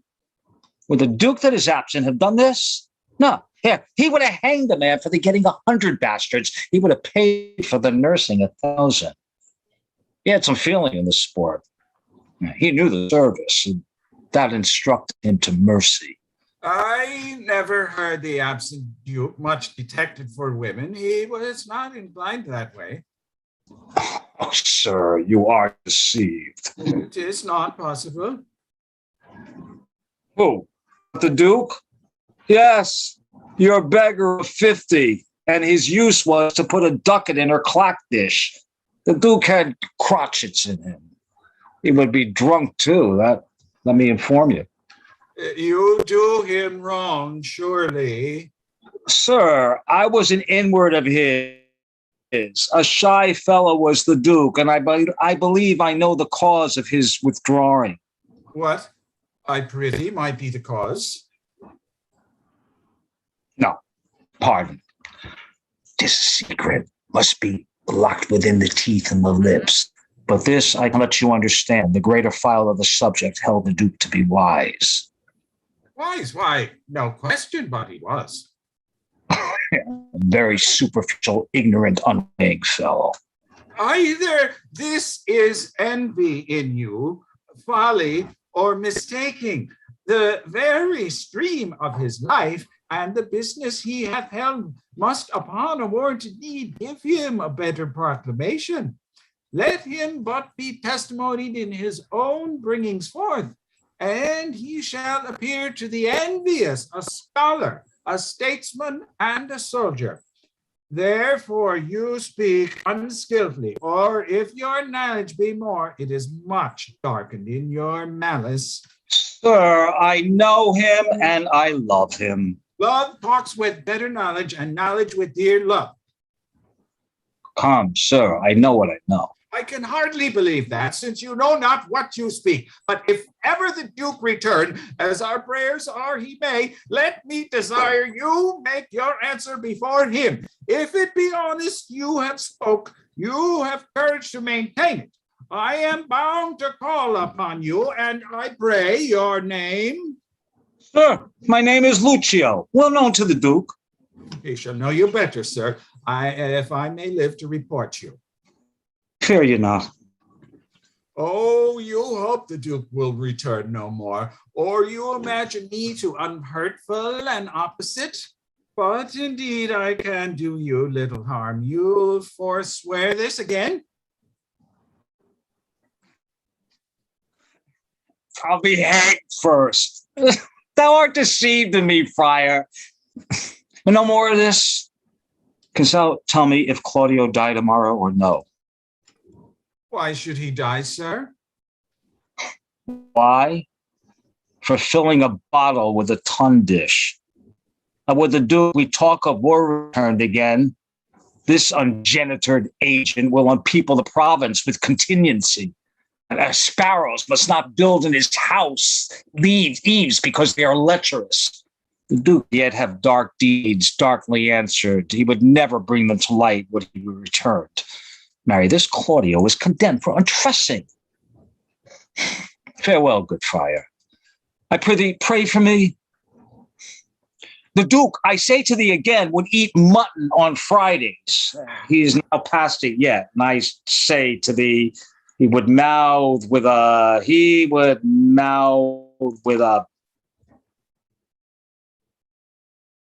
beggar, though she smelled brown bread and garlic. Say that I said so. Farewell. Exit. No might, nor greatness and mortality can center scape. Back-wounding calumny, white as virtue strikes. What king so strong can tie the gall up in this slanderous tongue? What, who comes here? Enter Aeschylus, Provost, and Bawd.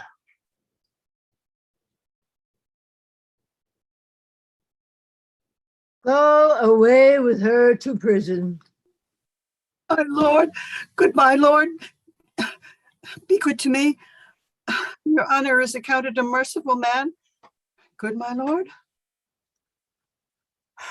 Double and treble admonition, and still forfeit in the same kind, that would make mercy swear and play the tyrant. Bawd of 11 years continuance, may it please your honor.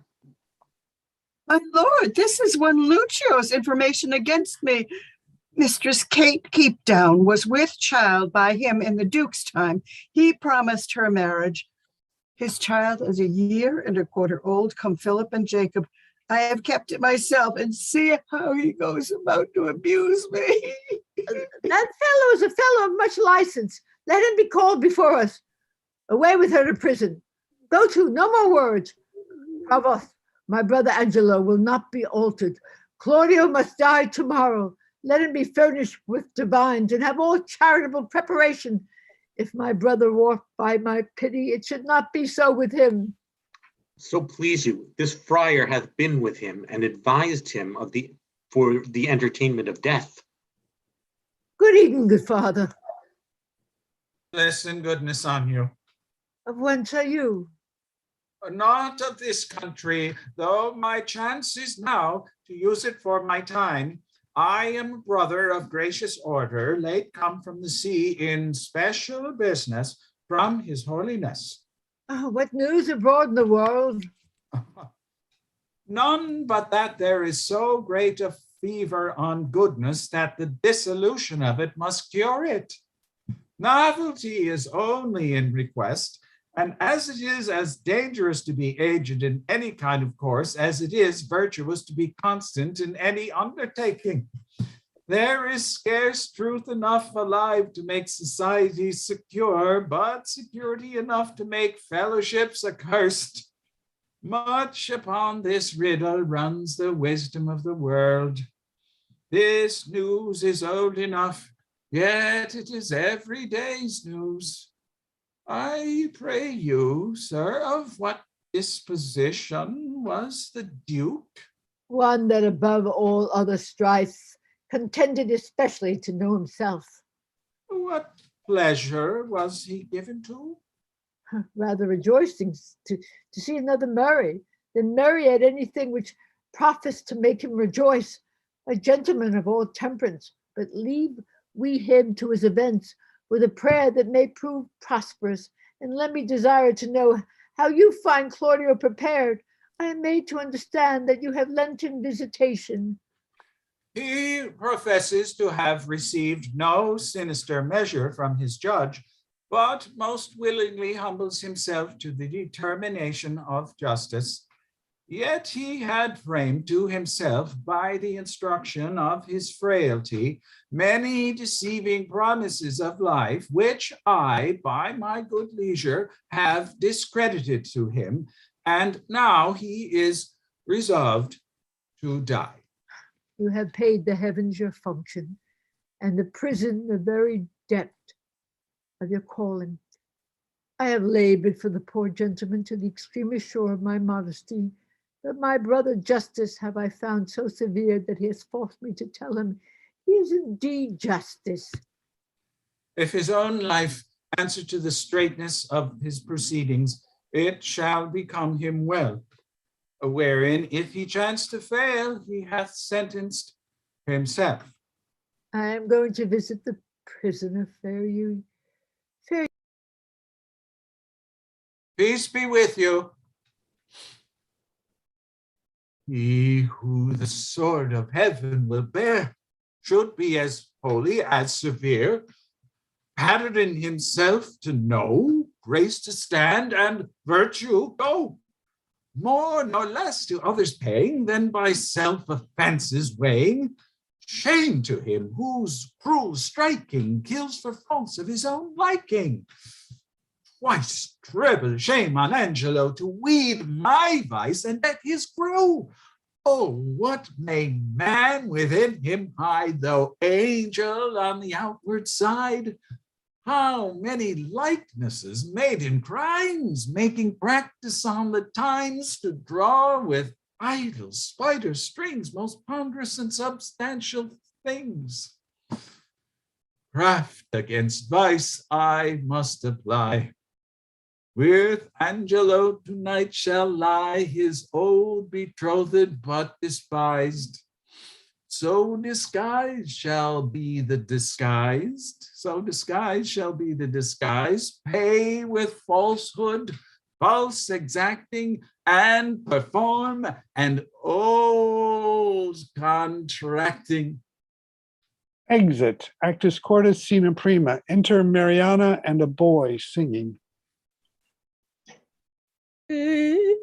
Take those lips away that so sweetly were forsworn, and those eyes, the break of day, lights that do mislead the morn.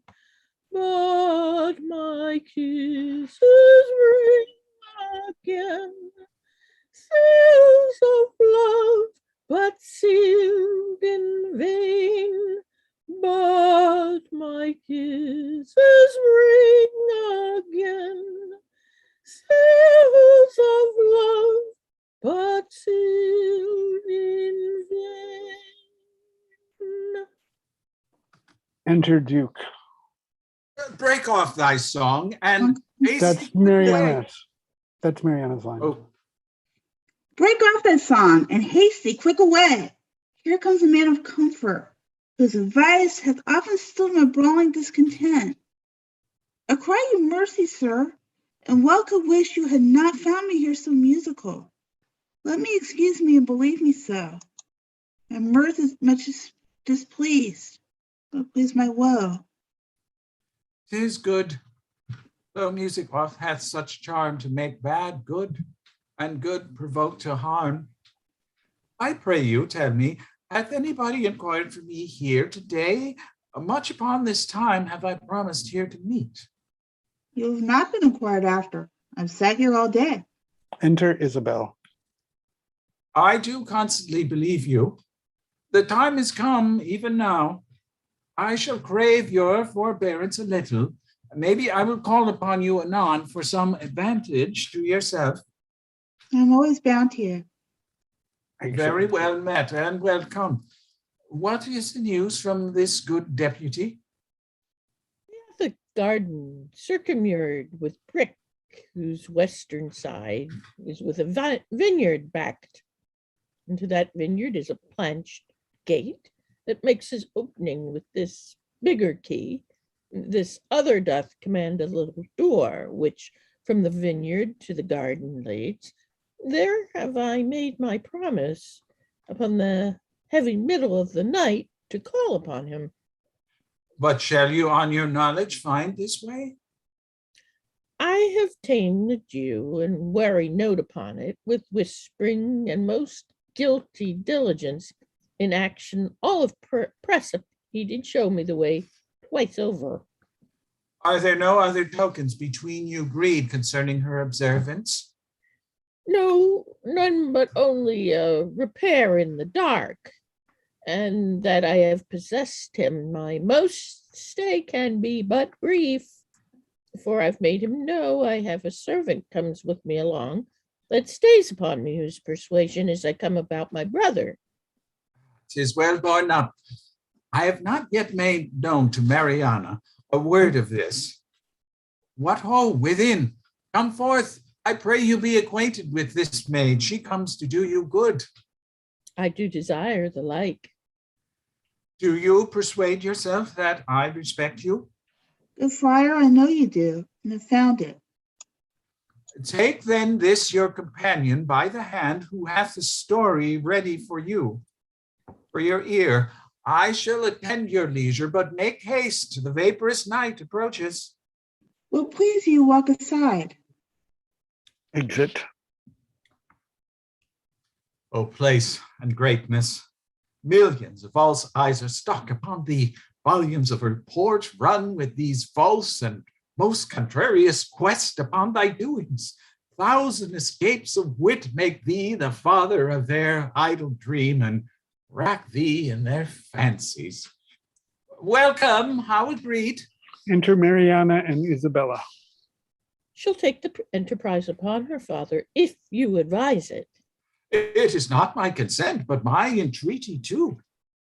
Little have you to say when you depart from him, but soft and low. Remember now my brother. Fear me not. Nor, gentle daughter, fear you not at all. He is your husband on a pre-contract. To bring you thus together, 'tis no sin, since that the justice of your title to him doth flourish the deceit. Come, let us go, our corns to reap, for yet our tithes to sow. Exeunt. Scena secunda. Enter Provost and Clown. Come hither, Sarah. Can you cut off a man's head? If the man be a bachelor, sir, I can. But if he be a married man, he's his wife's head, and I can never cut off a woman's head. Ah, come, sir, leave me your snatches and yield me a direct answer. Tomorrow morning are to die Claudio and Barnardine. Here is in our prison a common executioner who in his office lacks a helper.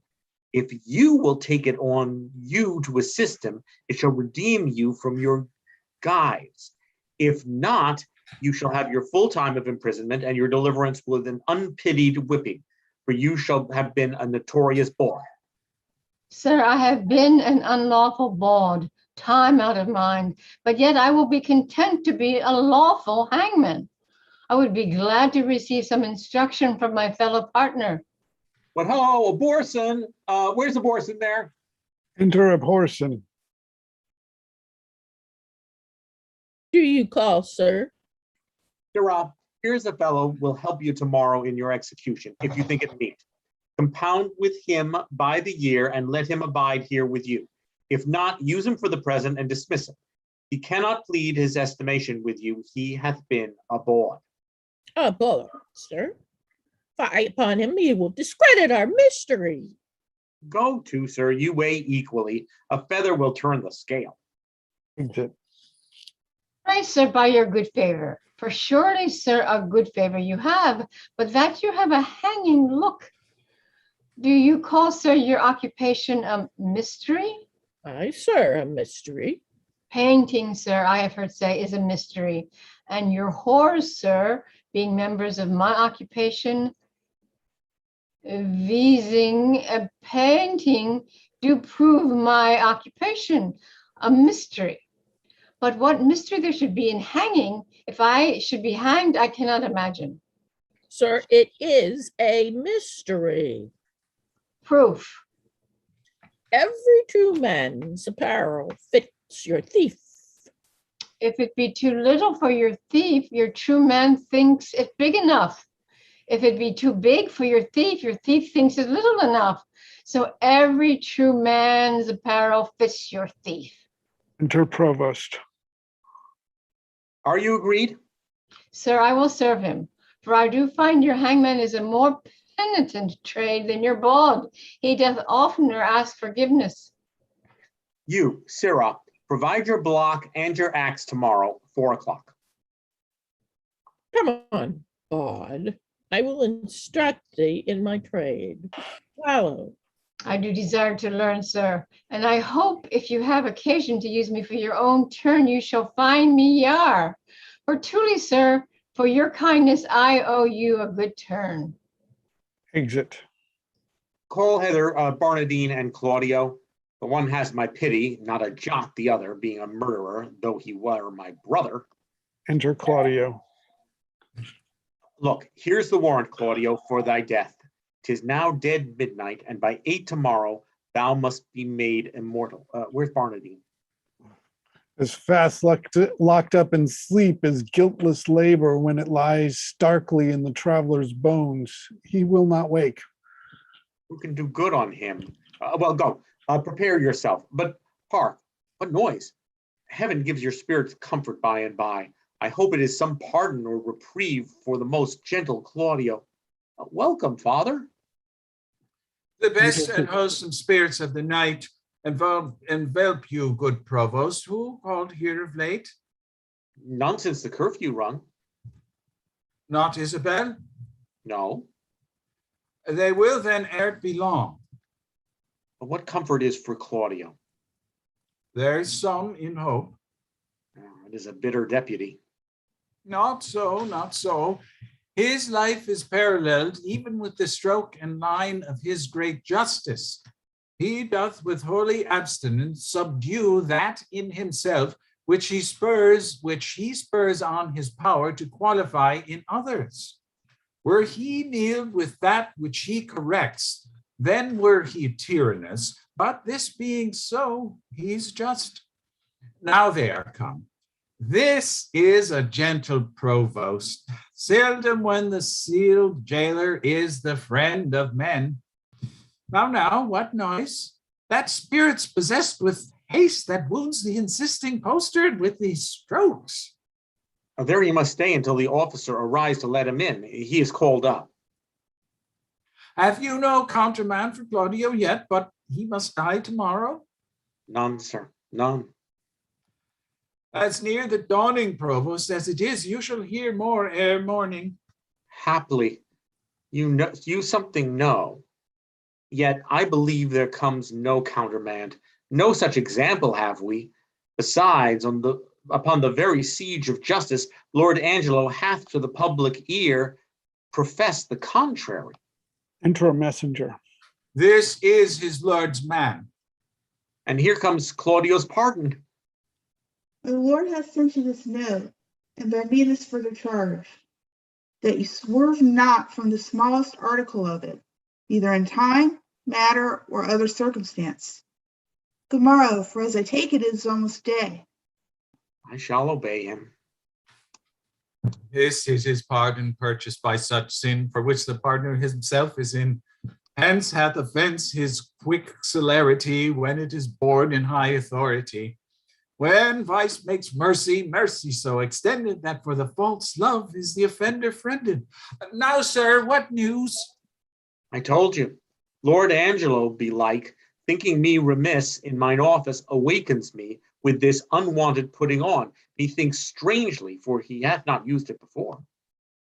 Pray you, let's hear.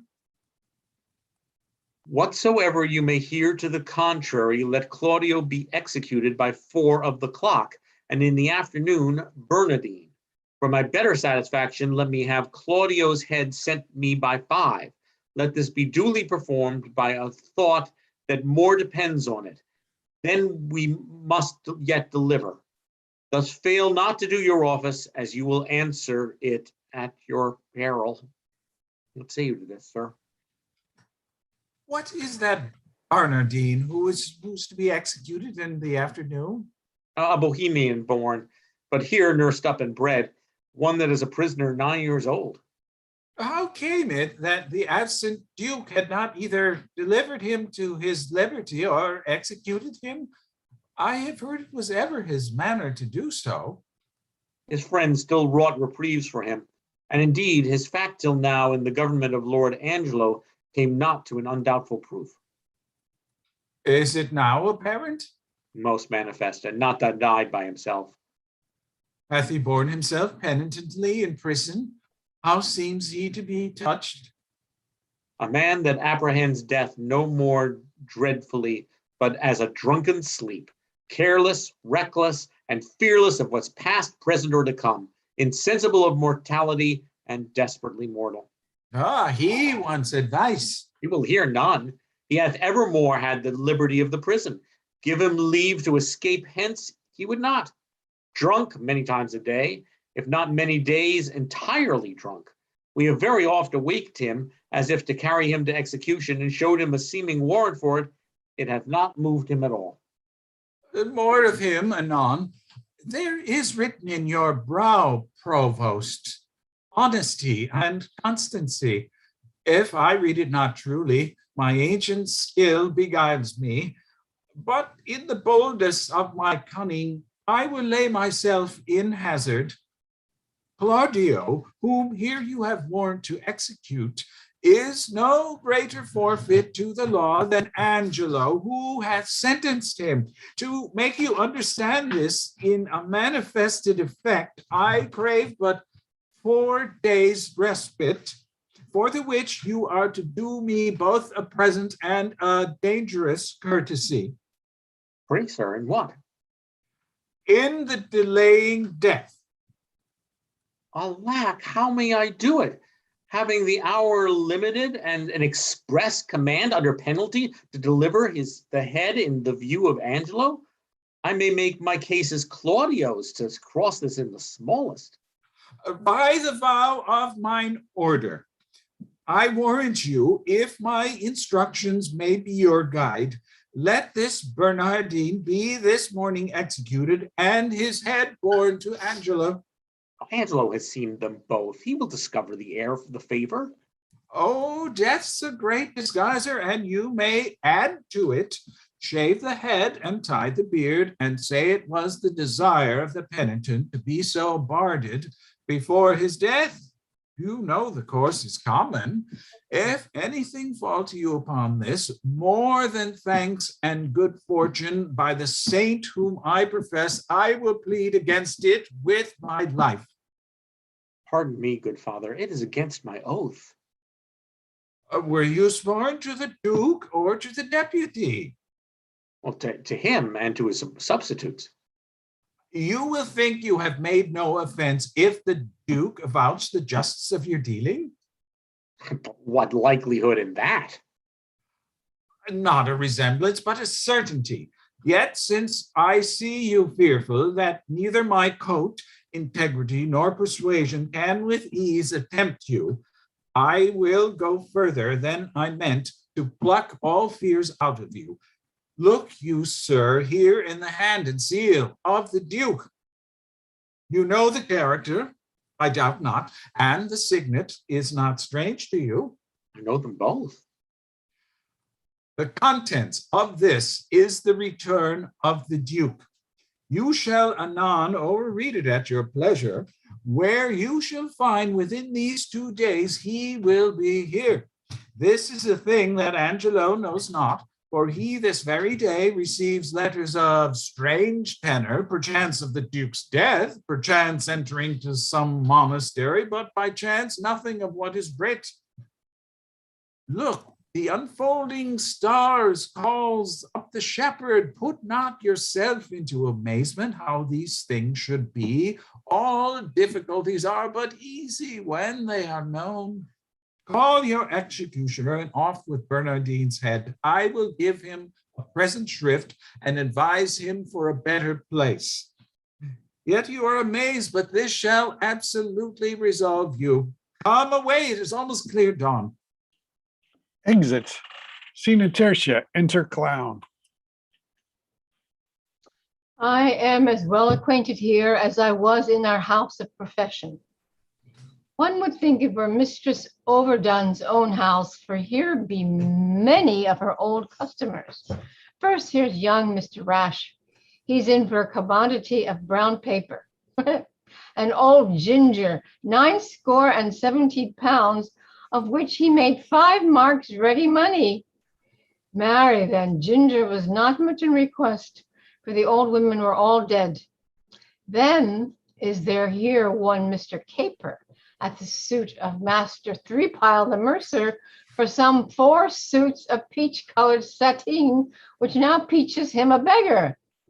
Then here we have young Dizzy and young M. Deep Val and M. Copper Spore and M. Starved Lackey, the rapier and dagger man, and young Drop Hair and Killed Lusty Pudding, and M. Fourth Light the tilter, and brave M. Shooty the great traveler, and Wild Half Can that stabbed pots, and I think 40 more, all great doers in our trade, and are now for the Lord's sake. Enter a Porson.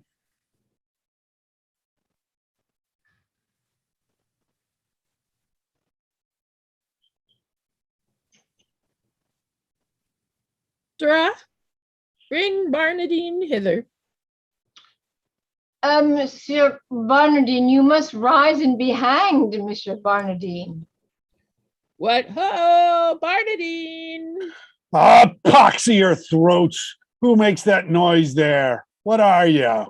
Your friend, sir, the hangman. You must be so good, sir, to rise and be put to death. Away, you rogue, away. I am sleepy. Tell him he must awake, and that quickly too. Pray, Master Barnardine, awake till you are executed and sleep afterwards. Go into him and fetch him out. He is coming, sir, he is coming. I hear his straw rustle. Enter Barnardine. Is the axe upon the block, sirrah? Very ready, sir. Oh, how now, Parson? What's the news with you? Truly, sir, I would desire you to clap into your prayers, for look you, the warrant's come. You rogue, I've been drinking all night. I'm not fitted for it. Oh, the better, sir, for he that drinks all night and is hanged betimes in the morning may sleep the sounder all the next day. Enter Duke. Look you, sir, here comes your ghostly father. Do we just now, think you? Sir, induced by my charity and hearing how hastily you are to depart, I am come to advise you, comfort you, and pray with you. Friar, not I. I've been drinking hard all night, and I will have more time to prepare me, or they shall beat out my brains with billets. I will not consent to die this day, that's certain. Oh, sir, you must, and therefore I beseech you, look forward on this journey you should go. I swear I will not die today for any man's persuasion. But hear you. Not a word. If you have anything to say to me, come to my ward, for thence will not I today. Exit. Unfit to live or die. Oh, gravel heart. After him, fellows, bring him to the block.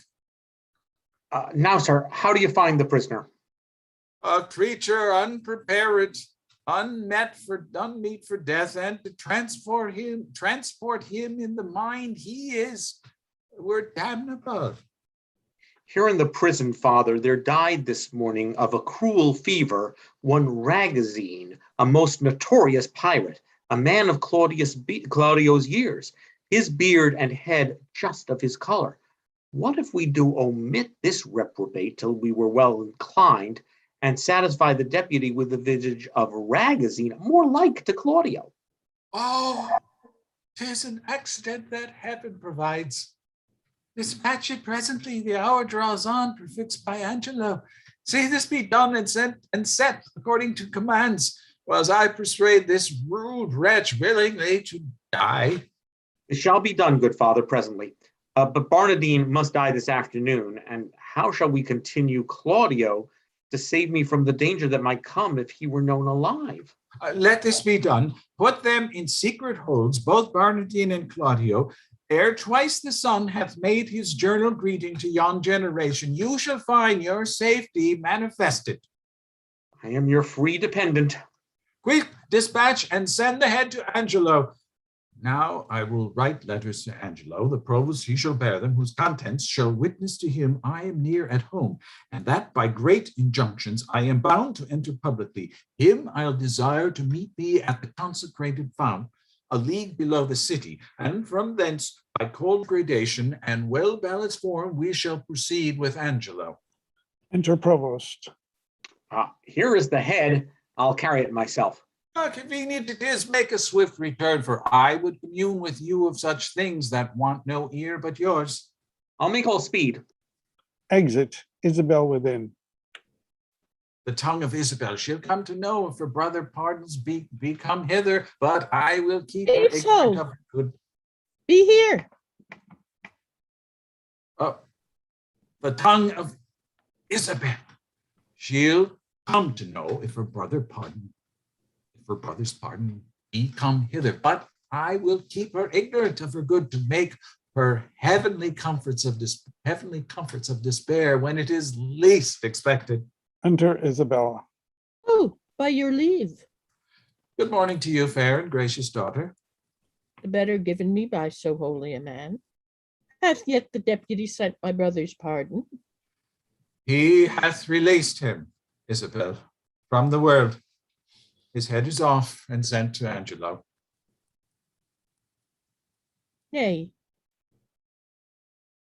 but it is not so. It is no other. Show your wisdom, daughter, and your close patience. Oh, I will to him and pluck out his eyes. You shall not be admitted to his sight. Unhappy Claudia, wretched Isabel, injurious world, most damned Angelo. This nor hurts him, nor profits you a jot. Forbear it, therefore, give your cause to heaven. Mark what I say, which you shall find by every syllable of faithful verity. The Duke comes home tomorrow. Nay, dry your eyes out of the one of our convent, and his confessor gives me this instance. Already he hath carried notice to Aeschylus and Angelo, who do prepare to meet him at the gates, there to give up their power. If you can pace your wisdom in that good path that I would wish it go, and you shall have your bosom on this wretch, grace of the Duke, revenge to your hearts, and general honor. I'm directed by you. This letter then to Friar Peter give, 'tis that he sent me of the Duke's return. Say, by this token, I desire his company at Mariana's house tonight. Her cause and yours I'll perfect with him withal, and he shall bring you before the Duke. And to the head of Angelo, accuse him home and home. For my poor self, I am combined by a sacred vow and shall be absent. When you with this letter command these fretting waters from your eyes with a light heart, trust not my holy order if I pervert your course. Who's here? Good evening. Good evening, Friar. Where's the provost? Not within, sir. Oh, pretty Isabella. I am pale at mine heart to see thine eyes so red, and thou must be patient. I am fain to dine and sup with water and bran. I dare not from my head fill my belly. One fruitful meal would set me to it, but they say the Duke will be here tomorrow. By my troth, Isabel, I love thy brother. If the old fantastical Duke of Dark Corners had not been at home, he'd have lived. Sir, the Duke is marvelous little beholding to your reports. But the best is, he lives not in them. Friar, thou knowest not the Duke so well as I do. He's a better woodsman than thou take him for. Well, he'll answer this one day. Very well. Nay, tarry, I'll go along with thee. I can tell thee pretty tales of the Duke. You have told me too many of him already, sir, if they be true. If not true, none were enough. I was once before him for getting a wench with child. Did you such a thing? Yeah, marry, did I? But I was fain to forswear it. They would have else have married me to the rotten meddler. Sir, your company is fairer than honest. Rest you well. By my troth, I'll go with thee to the lane's end. Look, if bawdy talk offend you, we'll have very little of it. Nay, Friar, I am kind of a burr. I shall stick. Exeunt, Scena Quarta. Enter Angelo and Aeschylus.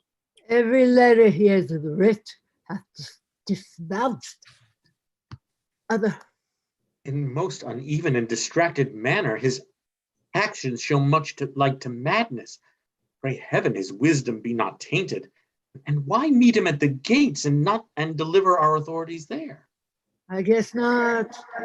And why should we proclaim it in an hour before his entering, that if any crave redress of injustice, they should exhibit their petitions in the street? He shows his reasons for that, to have a dispatch of complaints and to deliver us from devices hereafter, which shall then have no power to stand against us. Well, I beseech you, let it be proclaimed betimes in the morn. I'll call you at your house. Give notice to such men in sword suit as are to meet him. I shall, sir, fare you well. Good night. This deed unshapes me quite, makes me unpregnant and dull to all proceedings. A deflowered maid, and by an eminent body that enforce the law against it, but that her tender shame will not proclaim against her maiden loss, how might she tongue me? Yet reason dares her no, for my authority bears of credent bulk, that no particular scandal once can touch, but it confounds the breather. He should have lived, save that his riotous youth with dangerous sense might in the times to come have ta'en revenge by so receiving a dishonored life. With ransom of such shame would yet he had lived. Alack, when once our grace we have forgot, nothing goes right. We would and we would not. Exit, Scena Quinta. Enter Duke and Friar Peter. These letters at fit time deliver me. The provost knows our purpose and our plot. The matter being afoot, keep your instruction and hold you ever to our special drift, though sometimes you do blench from this to that, as cause doth minister. Go call at Flavia's house and tell him where I stay. Give the like notice to Valentius, Rowland, and to Crassus, and bid them bring the trumpets to the gates. But send me Flavius first. Shall be speeded well. Enter Varius. I thank thee, Varius, thou hast made good haste. Come, we will walk. There's other of our friends will greet us here anon, my gentle Varius.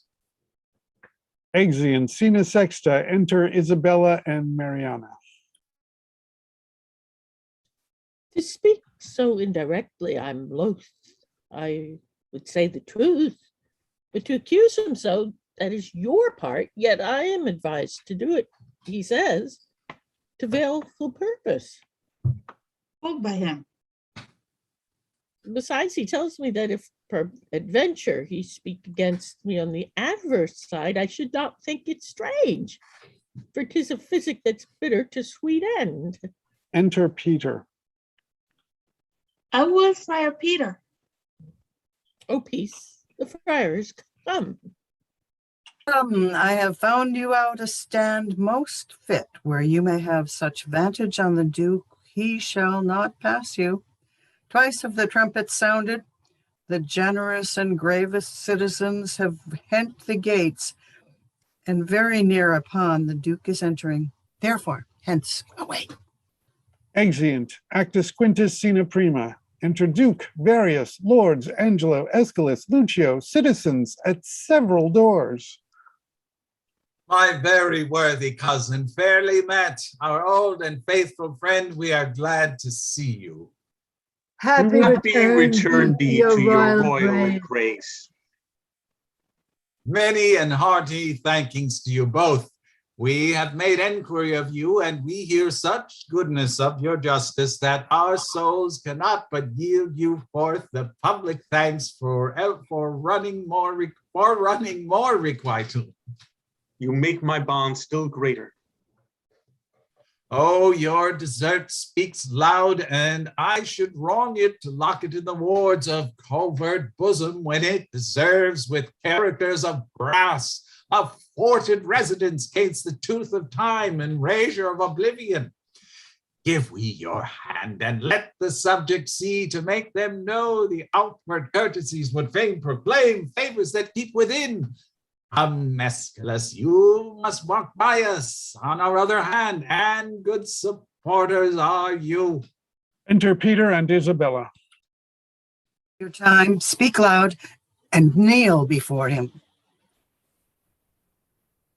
Justice, O royal Duke, veil your regard upon a wronged, I would fain have said a maid. O worthy prince, dishonor not your eye by throwing it on any other object till you have heard me in my true complaint and given me justice, justice, justice, justice. Relate your wrongs in what by whom be brief. Here is Lord Angelo, shall give you justice. Reveal yourself to him. O worthy Duke, you bid me seek redemption of the devil. Hear me yourself, for that which I must speak must either punish me, not being believed, or wring redress from you. Hear me, oh, hear me, hear. My lord, her wits, I fear me, are not firm. She hath been a suitor to me for her brother, cut off by the course of justice. By course of justice. And she will speak most bitterly and strange. Most strange, but yet most truly will I speak, that Angelo's forsworn. Is it not strange? That Angelo's a murderer. Is it not strange? That Angelo is an adulterous thief, a hypocrite, a virgin violator. Is it not strange and strange? Nay, it is 10 times strange.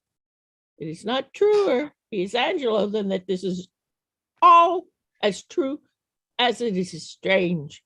It is 10 times true, for truth is truth to the end of reckoning.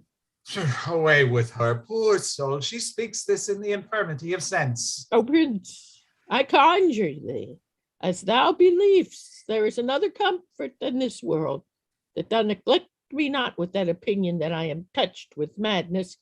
Make not impossible that which but seems unlikely. 'Tis not impossible, but one, the wickedest caitiff on the ground, may seem as shy, as grave, as just, as absolute as Angelo.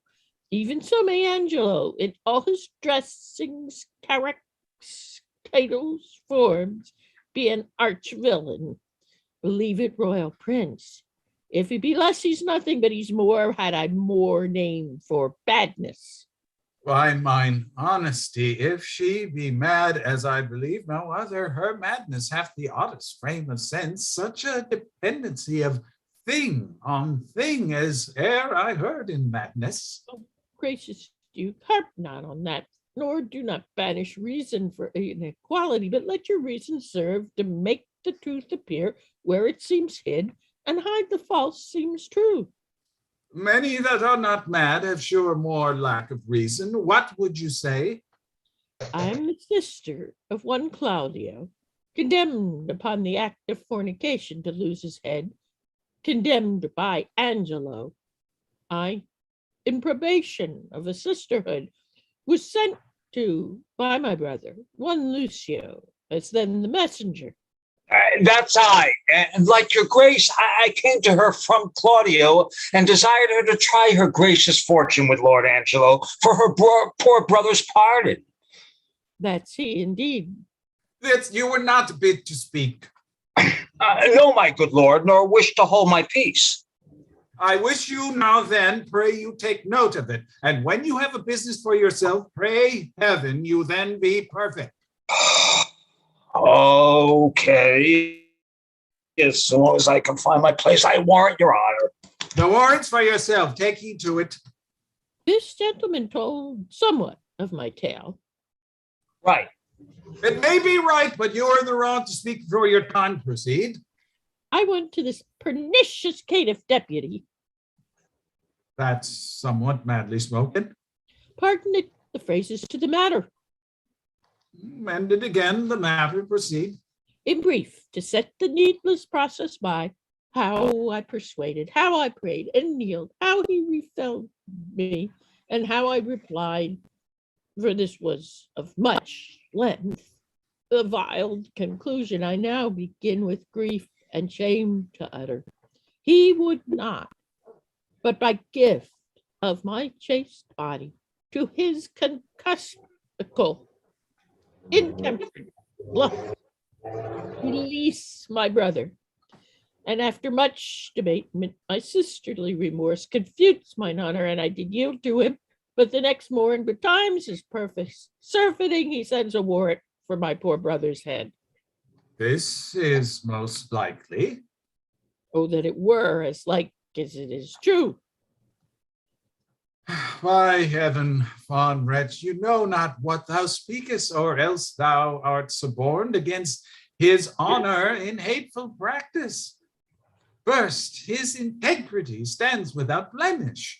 Next, it imports no reason that with such vehemency he should pursue faults proper to himself.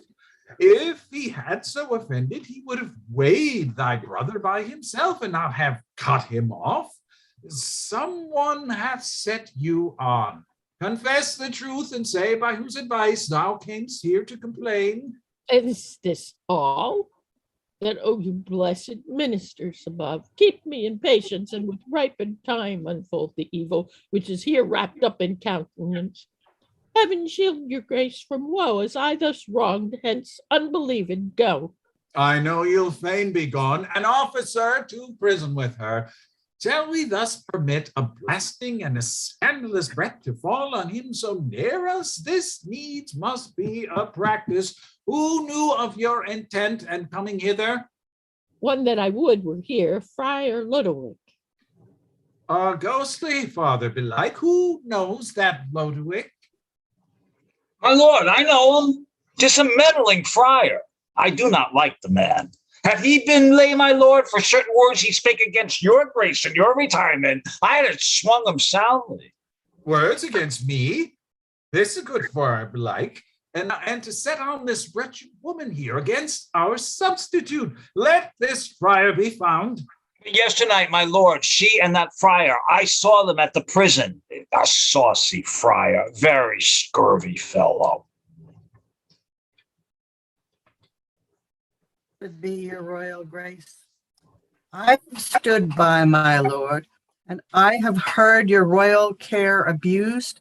First hath this woman most wrongfully accused your substitute, who is as free from touch or soil with her as she from one ungot. We did believe no less. Know you that Friar Lodowick that she speaks of? I know him for a man divine and holy, not scurvy, nor a temporary meddler, as he's reported by this gentleman. And on my trust, a man that never yet did, as he vouches, misreport your grace. My lord most villainously believeth. Well, he in time may come to clear himself, but at this instant he is sick, my lord, of a strange fever. Upon his mere request, being come to knowledge that there was complaint attendant against Lord Angelo, came I hither to speak as from his mouth what he doth know is true and false, and what he with his oath and all probation will make up full clear, whensoever he's convented. For this woman, to justify this worthy, noble man, so vulgarly and personally accused, her shall you hear disproved to her eyes till she herself confess it. Good friar, let's hear it. Do you not smile at this, Lord Angelo? Oh, heaven, the vanity of wretched fools. Give us some seats. Come, cousin Angelo, in this I'll be impartial. Be you judge of your own cause. Is this the witness, friar? Enter Mariana. First, let her show your face, and after speak. Pardon, my lord. I will not show my face until my husband bid me. What, are you married? No, my lord. Are you a maid? No, my lord. A widow, then? Neither, my lord. Why, you are nothing then, neither maid, widow, nor wife.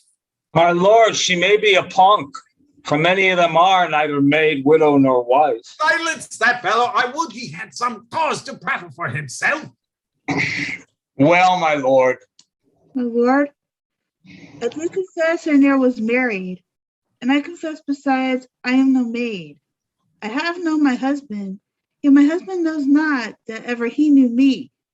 He was drunk then, my lord. It can be no better. For the benefit of silence, thou wert so too. Well, my lord.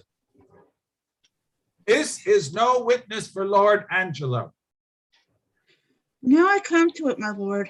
She that accuses him of fornication in self-same manner doth accuse my husband, and charges him, my lord, with such a time when all disposed I had him in mine arms with all the effect of love. Charges she more than me? Not that I know. No, you say your husband.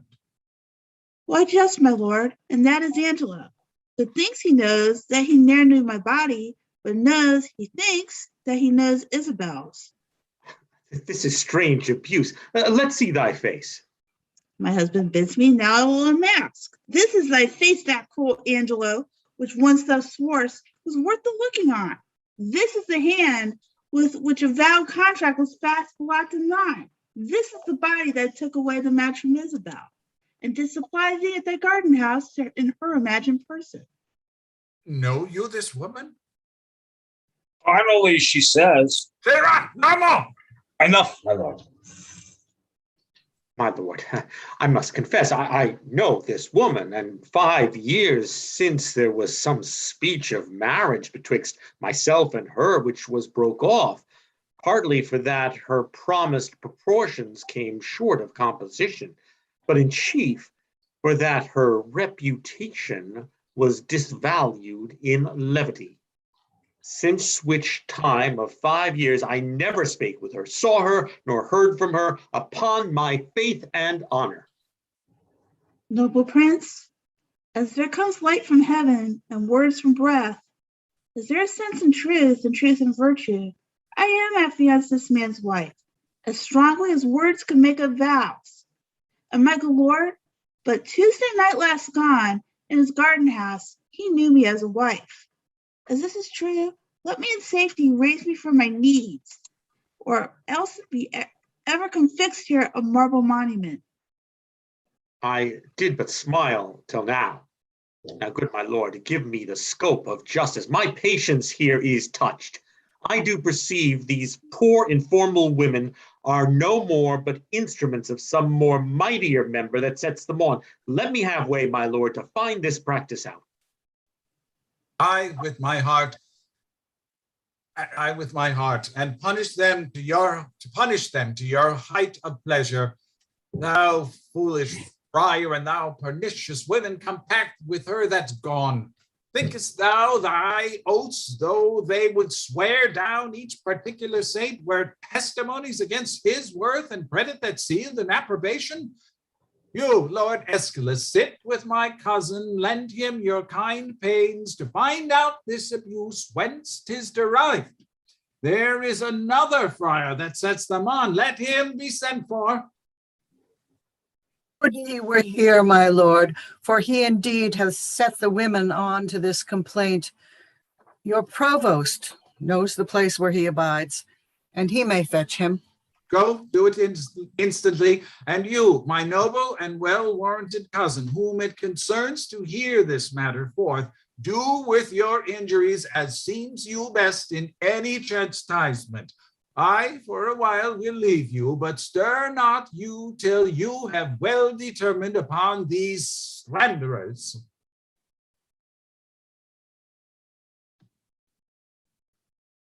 Jackie? I Exit. lost my place. What page are we? My lord, 119. is that 119? Yeah. My lord will do it thoroughly. Signor Lucio, do not say you knew that Friar Lodowick to be a dishonest person. Oculus non facit moloch. Honest in nothing but in his clothes, and one that hath spoke most villainous speeches of the Duke. We shall entreat you to abide here till he come and enforce them against him. We shall find this friar a notable fellow. As any in Vienna, on my word. Call that same Isabel here once again. I would speak with her. Pray you, my lord, give me leave to question. You shall see how I'll handle her. Not better than he by her own report. Say you? Nay, sir, I think if you handled her privately, she would sooner confess, perchance publicly she'd be ashamed. Enter Duke, Provost, Isabella. I will go darkly to work with her. That's the way, for women are light at midnight. Come on, mistress, here's a gentlewoman, denies all that you have said. My lord, here comes the rascal I spoke of, here with the provost. In very good time, speak not you to him till we call upon you. Mom. Come, sir, did you set these women on to slander Lord Angelo? They have confessed you did. It's false. How? Know you where you are? Respect to your great place, and let the devil be sometime honored for his burning throne. Where is the Duke? 'Tis he should hear me speak. The Duke's in us, and we will hear you speak. Look, you speak justly. Boldly, at least. But, oh, poor souls, come you to seek the lamb, hear of the fox? Good night to your redress. Is the Duke gone? Then is your cause gone too. The Duke's unjust thus to retort your manifest appeal and put your trial in the villain's mouth, which here you come to accuse. This is the rascal. This is he I spoke of. Why, thou unreverend and unhallowed friar, is it not enough thou hast stubborned these women to accuse these worthy men, but in foul mouth and the witness of his proper ear to call him villain, and then to glance from him to the Duke himself, to tax him with injustice? Take him hence to the rack with him. We'll toss you joint by joint, but we'll know his purpose. What, unjust? Be not so hot. The Duke dare no more stretch this finger of mine than he dare rack his own.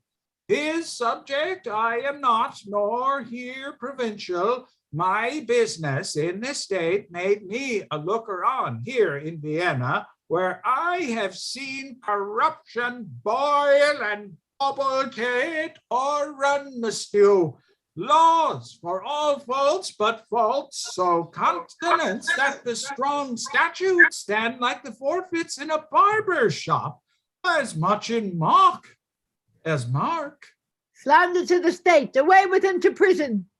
What can you vouch against him, Signor Lucio? Is this the man you did tell us of? 'Tis he, my lord. Come hither, good man, Ball Pat. Do you know me? I remember you, sir, by the sound of your voice. I met you at the prison in the absence of the Duke. Oh, did you so? And do you remember what you said of the Duke? Most notedly, sir. Do you, sir? And was the Duke a fleshmonger, a fool, and a coward, as you then reported him to be?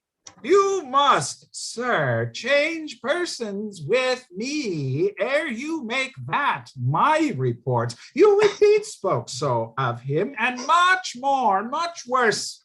Oh, damnable fellow, did I not pluck thee by the nose for thy speeches? I protest, I love the Duke as I love myself. Hark how the villain would close now after his treasonable abuses. Such a fellow's not to be talked withal. Away with him to prison.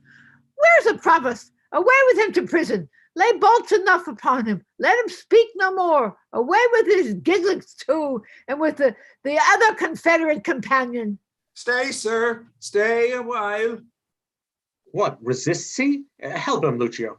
Oh, come, sir, come, sir, come, sir. Fie, sir, why must you ball-pitting lying rascal? You must be hooded, must you? Show your knave's visage with a pox to you. Show your sheep-biting face if they hanged an hour. What, off?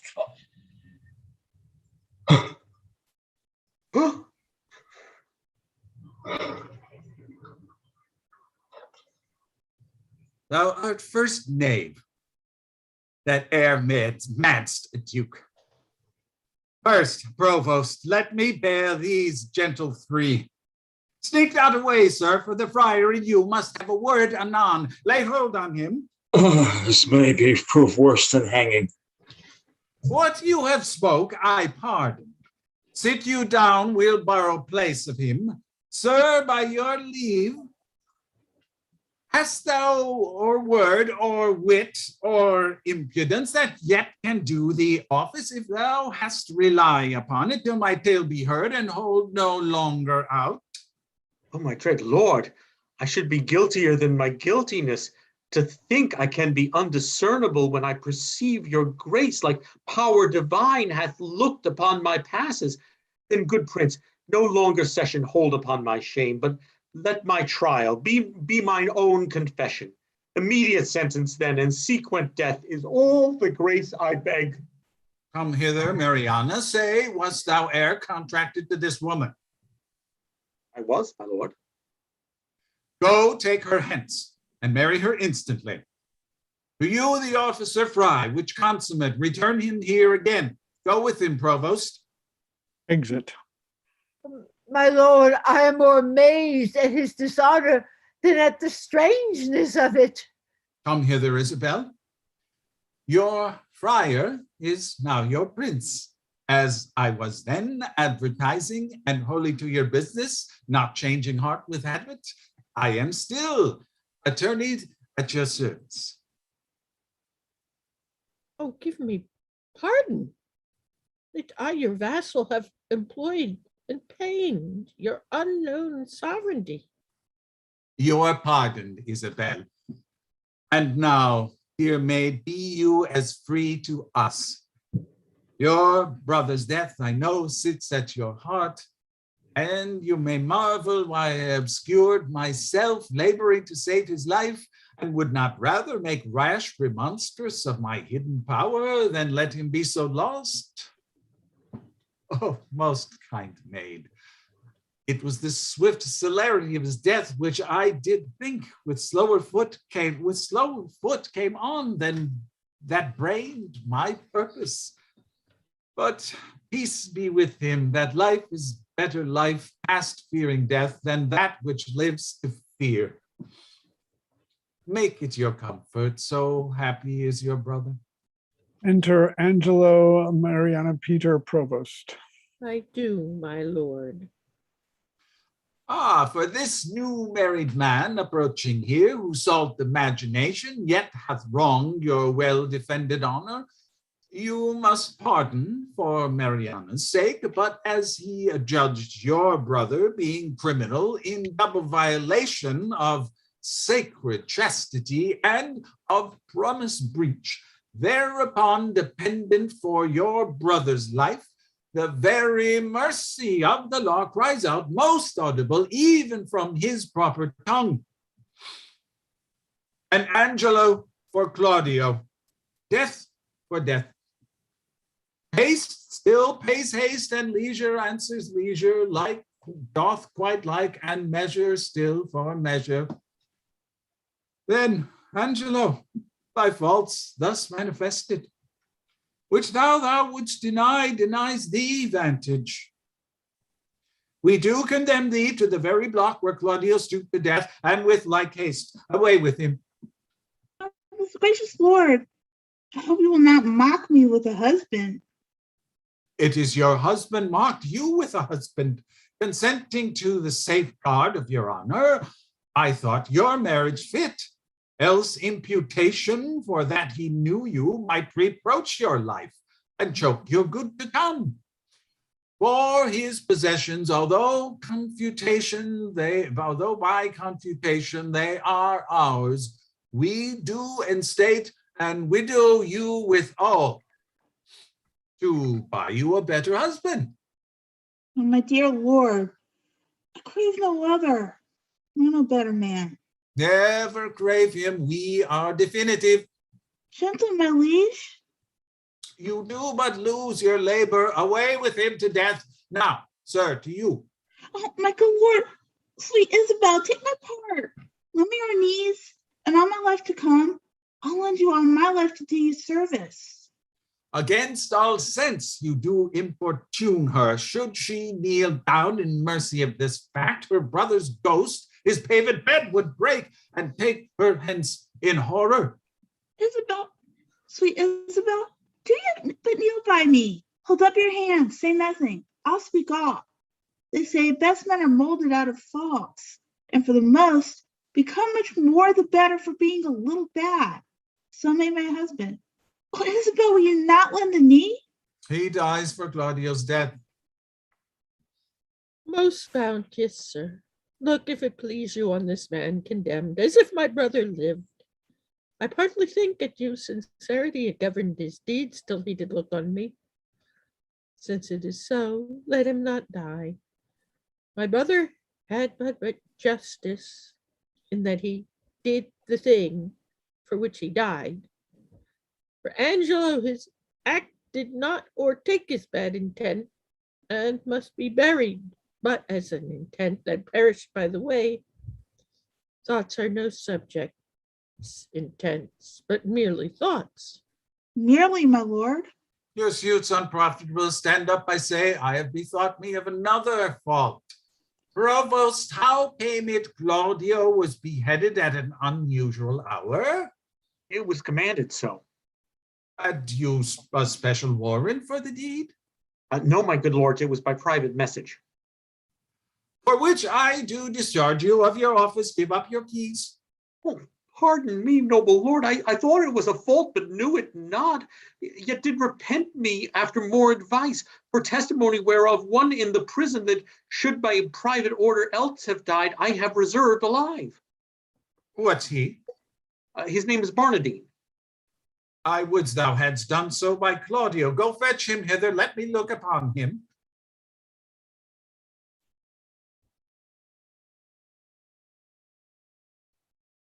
Jackie.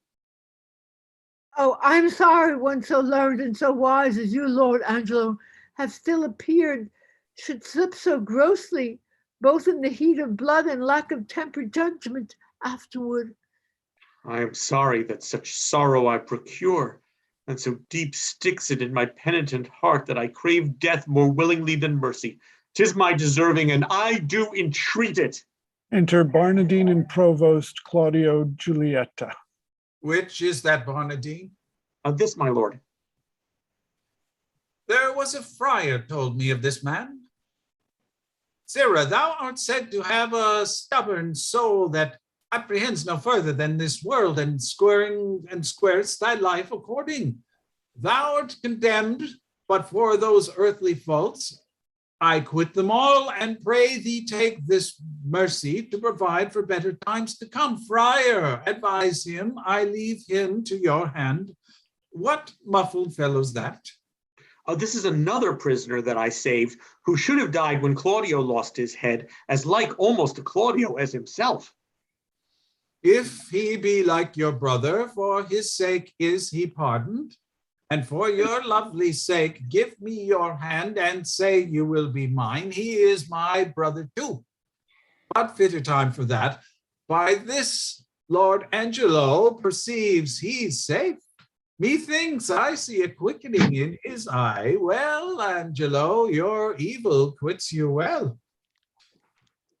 Look that you love your wife. Her worth yours. I find an apt remission in myself, and yet here's one in place I cannot pardon. You, Sirrah, that knew me for a fool, a coward, one of all luxury, an ass, a madman. Wherein have I so deserved of you that you extol me thus? Faith, my lord, I spoke it but according to the trick. If you will hang me for it, you may, but I had rather it would please you I might be whipped. Whipped first, sir, and hanged after. Proclaim it, provost, round about the city, if any woman wronged by this lewd fellow, as I have heard him swear himself, there's one whom he begot with child, let her appear, and he shall marry her. The nuptial finished, let him be whipped and hanged.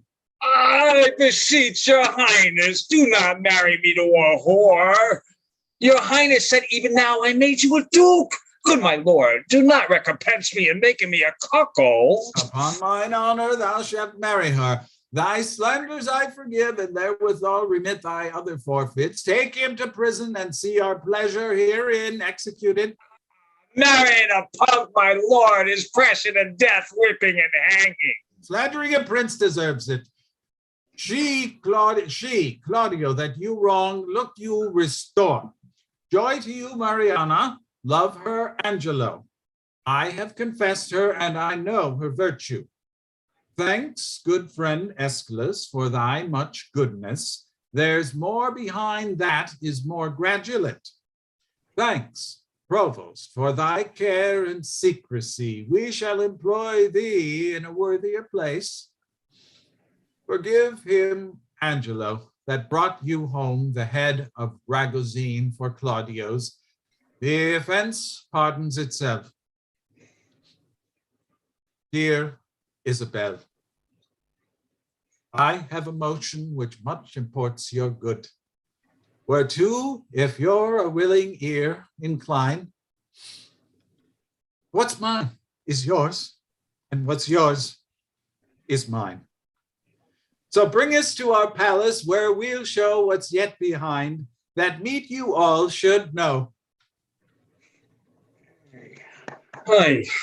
Well done, everyone. There's no fini, there's no it's final, it's over, because it's like, there's that question. Nobody leaves. What is Isabella going to do next?